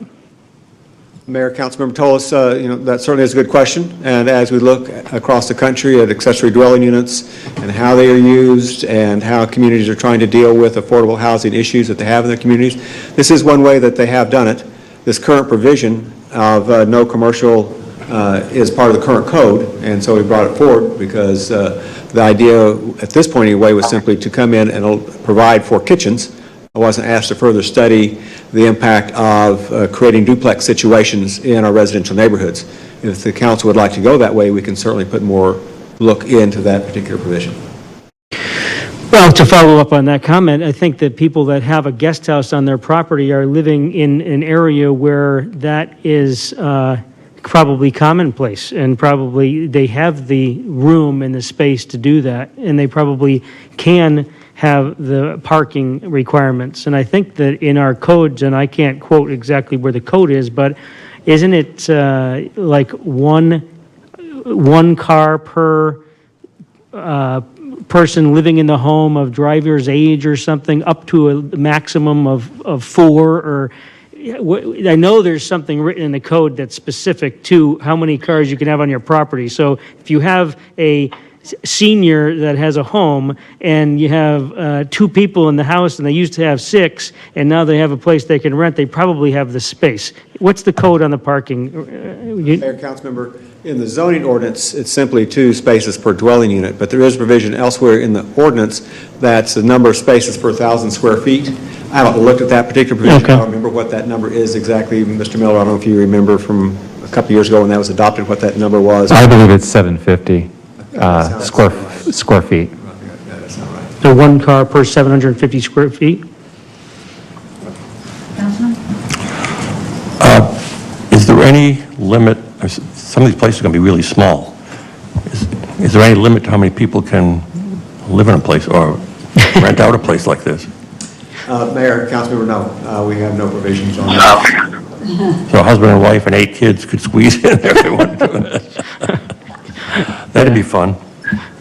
So we have a motion and a second here on this. Are we ready to move? I'd like to add an amendment to that motion and include the use of a residential rental that, Sorry, I didn't mean to interrupt. Just shut the hearing down first? I was gonna say, go ahead and close the public hearing. Just a reminder. Close the public hearing, yeah. After you speak, I will. Go ahead. Okay, so I would try to make an amendment to this to allow for a homeowner to rent the property out, not only for Airbnb, but if they have a rental situation, that they may be able to have a qualified rental. It's their discretion if they want to have that for a longer-term use. Is there a second for that? Okay, I'm going to close the hearing now, right? Which I'm supposed to do before. So we have a motion and a second on the floor to allow this to pass, putting kitchens in casitas. Is there any further discussion? Vice Mayor? Just real quickly, to Councilman Tallis's point, I'm not necessarily against his idea, but I think it needs further research by staff and, take it up at a future meeting type thing. It's a whole separate issue. Thank you. I agree with that, Mayor. Thank you, Councilman Brown. Councilman? Well, I just want to say that I'm, my esteemed colleague, Mr. Brown, has convinced me of the error of my ways. So I'll hold my nose and vote for this. On that note, all in favor, please say aye. Aye. Any opposed? Aye. Thank you very much. Thank you for all your work. Staff's been very busy. Our next item is about painting the complex here. I'll do a real quick briefing, and I think maybe that should be sufficient for this. Mayor and Council, you recall back in February, we had an item before you for award of a contract. It was actually allowing the town to piggyback onto a state contract to paint this campus. Councilmember Spellich questioned the preparation and the type of paint specifications that we were using. And basically, due to a number of concerns that were raised, plus the cost, I went ahead and withdrew this item and said that we'd bring this back to you at a later date. Councilmember Brown was very instrumental in using his contacts as a general contractor with a commercial painting company and a representative from Dunn Edwards, who we were able to meet, and they were very helpful in helping us develop the scope of work and specifications for this project. I'm very pleased to say that based on the council raising this question and bringing the concerns to us and Councilmember Brown's involvement, not only did the town ensure that the buildings were properly prepped and painted, but the town, if approved tonight, will save approximately $140,000 from the previous contract that you considered back in February. So I think that's kudos. I think it shows that the council is really very good watchdogs of taxpayer money, and in the end, we're going to get a very good product here. So with that, I'd be happy to answer any questions you may have about this. I was kidding you earlier, Councilman. Yes, go ahead. It just happened that this agenda item had hit at the exact time that I was in the process of getting bids to paint my home, and I had learned a lot from the people that were coming about the different paints and everything. More alarming than the price, too, was the fact that there was no warranty of the work. So upon reading this, we saved $140,000 and got a 2-year warranty on all the materials and everything. And I want to personally thank Councilman Brown, who at the time stepped up and took this project on. And it's just a testament to when you look at something closely and there's people up here that have expertise and everything, it really helped the residents. So thank you, Councilman Brown and Grady. You bet. Thank you. Do we have any speaker cards? Thank you. I want to check if we have any speaker cards. I do have one written comment card that came in from D.L. Mary in support. Thank you. Councilman Brown? I move to approve the purchase agreement 2021-005 with A and H Painting for the painting of the buildings of Town Hall. Thank you. Any further discussion? Just real quickly, Madam Mayor, thank you. It just seems like a huge discrepancy in the 4 bids that we received. And, you know, I looked through what A&H submitted, and they've done a lot of municipal projects and bigger buildings, and I don't have any issues with their price, of course, because it is saving us a lot of money. But, you know, the next bids are 103, 135, and then there's the whopping 475, and I'm just wondering what's up with that. I mean, is there some logical reason for that? Or, I mean, A&H is so experienced, or? We were able to get this company from Boston. They were involved in the Great Dig. Have you heard of that? So, That's the one that collapsed? No, Justin, why don't you explain? I had the same concerns because there was a big spread. Yeah. And so do you want to just tell them that you double checked and made sure that they understood this quote? They weren't missing a zero, Madam Mayor, Vice Mayor, it's an excellent thing to bring up and a good question. As part of the small committee that did the review on these submittals, we determined that the individual with the highest dollar amount far exceeds the experience of almost all the other ones combined.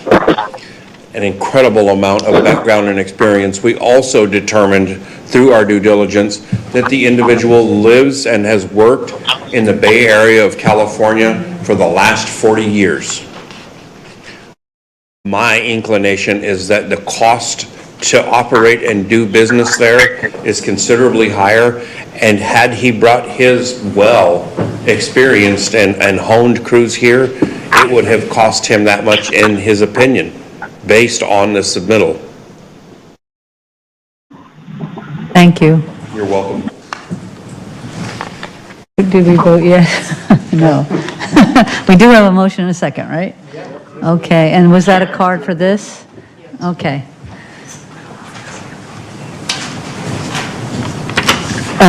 Ed Stizza would like to speak on the issue. Oh, sure, come on. I'm sorry? He spoke before, didn't he?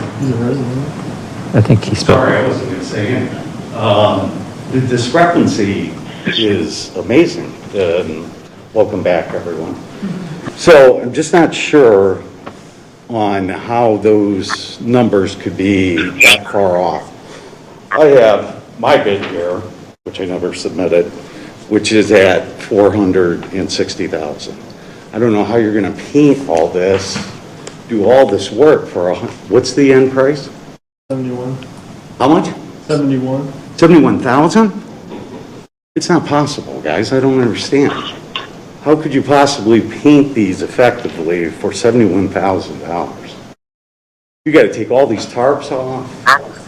You've got to sand all the light posts. You got to paint all the light posts. We've got retaining walls all over the place.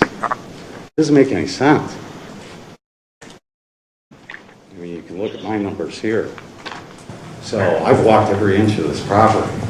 There's no way you could paint it for $71,000 and get a good job. It's impossible. So somebody explain to me how it's $71,000. Thank you. Well, I think you're asking the wrong people. I mean, the contractor that submitted these were all sealed bids, and, you know, we questioned it ourselves internally because it did seem like it was off considerably from the next second or third lowest. Well, this all started at $200,000, and then you tabled it, right? You retracted. Exactly. And then the scope of work was presented, and you're going to be sanding every single window frame. I just would love to see a breakdown. The only concern here is to make sure this is a big project, and it's a pretty, how can I say, it's a pretty important project. It's in the cornerstone of your town. So, I mean, common sense wise should tell everyone that you can't do this much work for $71,000. Well, thank you, Mr. Sizzle. Maybe you can have a conversation maybe with Councilman Brown and with Grady, and I know maybe we'd 5 minutes, yeah. okay, Mayor. that would be great. Thank you. Mayor, Could we take a vote? well, I have a question. Oh. Justin, I'm presuming that you've checked this company out, you've seen other work they've done, or you've talked to people who have hired them to do work? You've done that kind of due diligence?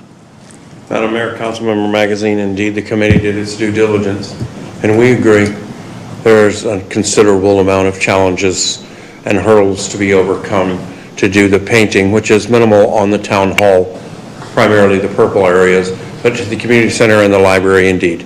There is a considerable amount of work to be done. They have references, they knew the scope, and there are clearly provisions in the event that we have challenges here that we can address within the confines of the contract. It's all protected in contract, so we have a contract. Yeah. Thank you. Are we ready to take a vote, please? All in favor, please say aye. Aye. Any opposed? Aye. Thank you, Councilwoman. Thank you. This passes, and we'll go on to the next item. We've got a busy night for Justin. This is about Fountain Hills, Fountain Hills Boulevard. I'll just take a stab at it real quickly, just to try to move this along. Mayor and Council, you recall about a year ago, the town had used a grant, federal grant money, CMAQ, through MAG, and ADOT was the project manager of that project.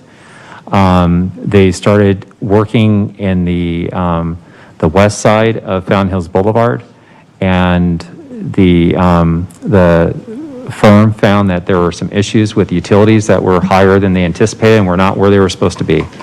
So as a result of that, the bottom line is that the ADOT was only able to do one half of the road because it exceeded what the project budget was and exceeded what the CMAQ grant funding was from the federal government. We were waiting for a closeout at the time before we brought this back to council. We brought it back to you and gave a thorough presentation on May 19th with a couple options, but the council chose to go ahead and do a sealed bid on this project. Vices, incidentally, was also the same company that was under contract by ADOT to do the work on the other side of the road last year. The amount that they submitted was $612,000. which includes a $50,000 owner's allowance. This is a high priority. This has been in the capital project for many years. We were taken back when we were not able to do the entire project in its entirety. And we've heard from a number of residents that they were not happy that one side of the road, when they came back after the summer, was not done. So with that, I'd be happy to answer any questions, or the Public Works Director would be happy to answer any questions that you may have tonight. Thank you. Do we have any speaker cards? No? Move approval. Second. I just want to mention that the actual bid was $562,000. We added the $50,000 ourselves, and then we look forward to maybe getting $200,000 or $300,000 back from ADOT. Yeah, the mayor is correct, and we believe, after having our finance director going through what we submitted last year in advance, plus our match, that we should be getting roughly $315,000 back from ADOT. So that would cover this. Thank you. So we have a motion and a second. Any further discussion? All those in favor, please say aye. Aye. Any opposed? Aye. Thank you, Councilwoman. Our, pretty much of our last item is about the panorama drainage pipe. We'll let Mr. Weldy take this. I take the easy things. Madam Mayor, council members, you'll recall last year we came to the town manager and staff came to the council with some unfortunate news that a 40-plus-year-old drainage pipe that we had was beginning to fail. As part of that original presentation, we brought to you that we had done some due diligence on the full length of this pipe and discovered that the majority of it, and this is corrugated metal pipe with bituminous coating. The bituminous coating is an asphalt coating on the interior and the exterior. We discovered that the bituminous coating on the interior of this pipe had been scoured away by storm flows, basically high-speed sandpaper, for lack of a better description, and in doing so exposed this 40-year-old pipe to the elements, and it was rotting. We had one sinkhole that we, of course, addressed as quickly as possible, and within a week or two we had that one covered. Shortly thereafterwards, we had a second failure. Having looked at the video from the camera inside of this, I agree that this is an excellent project. We came to you, we asked for a design contract. Wood Patel was selected to do that. They have completed the design. We took the project to bid. The bids are listed here on this document. After having completed the due diligence, we are suggesting that the town enter into an agreement with Blue Core Contracting to complete this project. There are some challenges in regards to the project that we'll have to overcome as we're moving forward, as we're in the monsoon season, and we're not sure exactly where that occurs on the calendar now, based on the fact that we've not had any. But it is also a relatively short construction contract. It's a 45-day contract. So it's basically an in and out, for lack of a better description. There will be some disruptions to the activities around the outer ring of Fountain Park. And what we mean by that is we'll do everything we can to keep at least one side of Panorama open. In some cases, we will not be able to do that. And the reason I'm bringing this up is because not only the staff, but the council members are under a considerable amount of criticism right now about the roundabout and the traffic restrictions related to that. So I'm upfront. We are going to have some traffic challenges on this. We'll do our best to minimize it. We are not going to block access to anyone's home. They just might not be able to take their typical route back during this process. But there will be some challenges related to traffic. With that, I'll answer any questions to the best of my ability. Thank you, sir. Any speaker cards? No. Any questions or discussion? Vice Mayor. Thank you, Madam Mayor. Real quickly, Justin, the owner's allowance, it sounds like a lot, $205,000, but is that, seems to be 10% of the amount. Is that typical? Madam Mayor, Vice Mayor, yes, it's typical for this amount.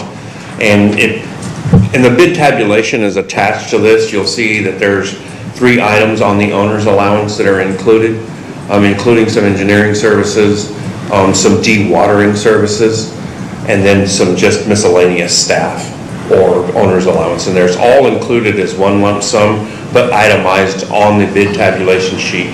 But yes, this is typical. Thank you. Any other questions? Do I have a motion, please? I'll go ahead and move approval, approve the agreement with Blue Core Contracting, the amount of $2,005,410, owner's allowance $205,000, and associated budget transfer in the amount of $309,000. Thank you. Do I have a second? Thank you, Councilwoman. Second. Any further discussion? All in favor, please say aye. Aye. Any opposed? Aye. Thank you. The motion passes. Aye. So, thank you very much. A lot of staff work before this meeting, and we gave them the consideration. The last item, of course, is just the council discussion, direction to town manager. Anything? Motion to adjourn? Second. I guess I just moved to adjourn. Thank you. Have a good night.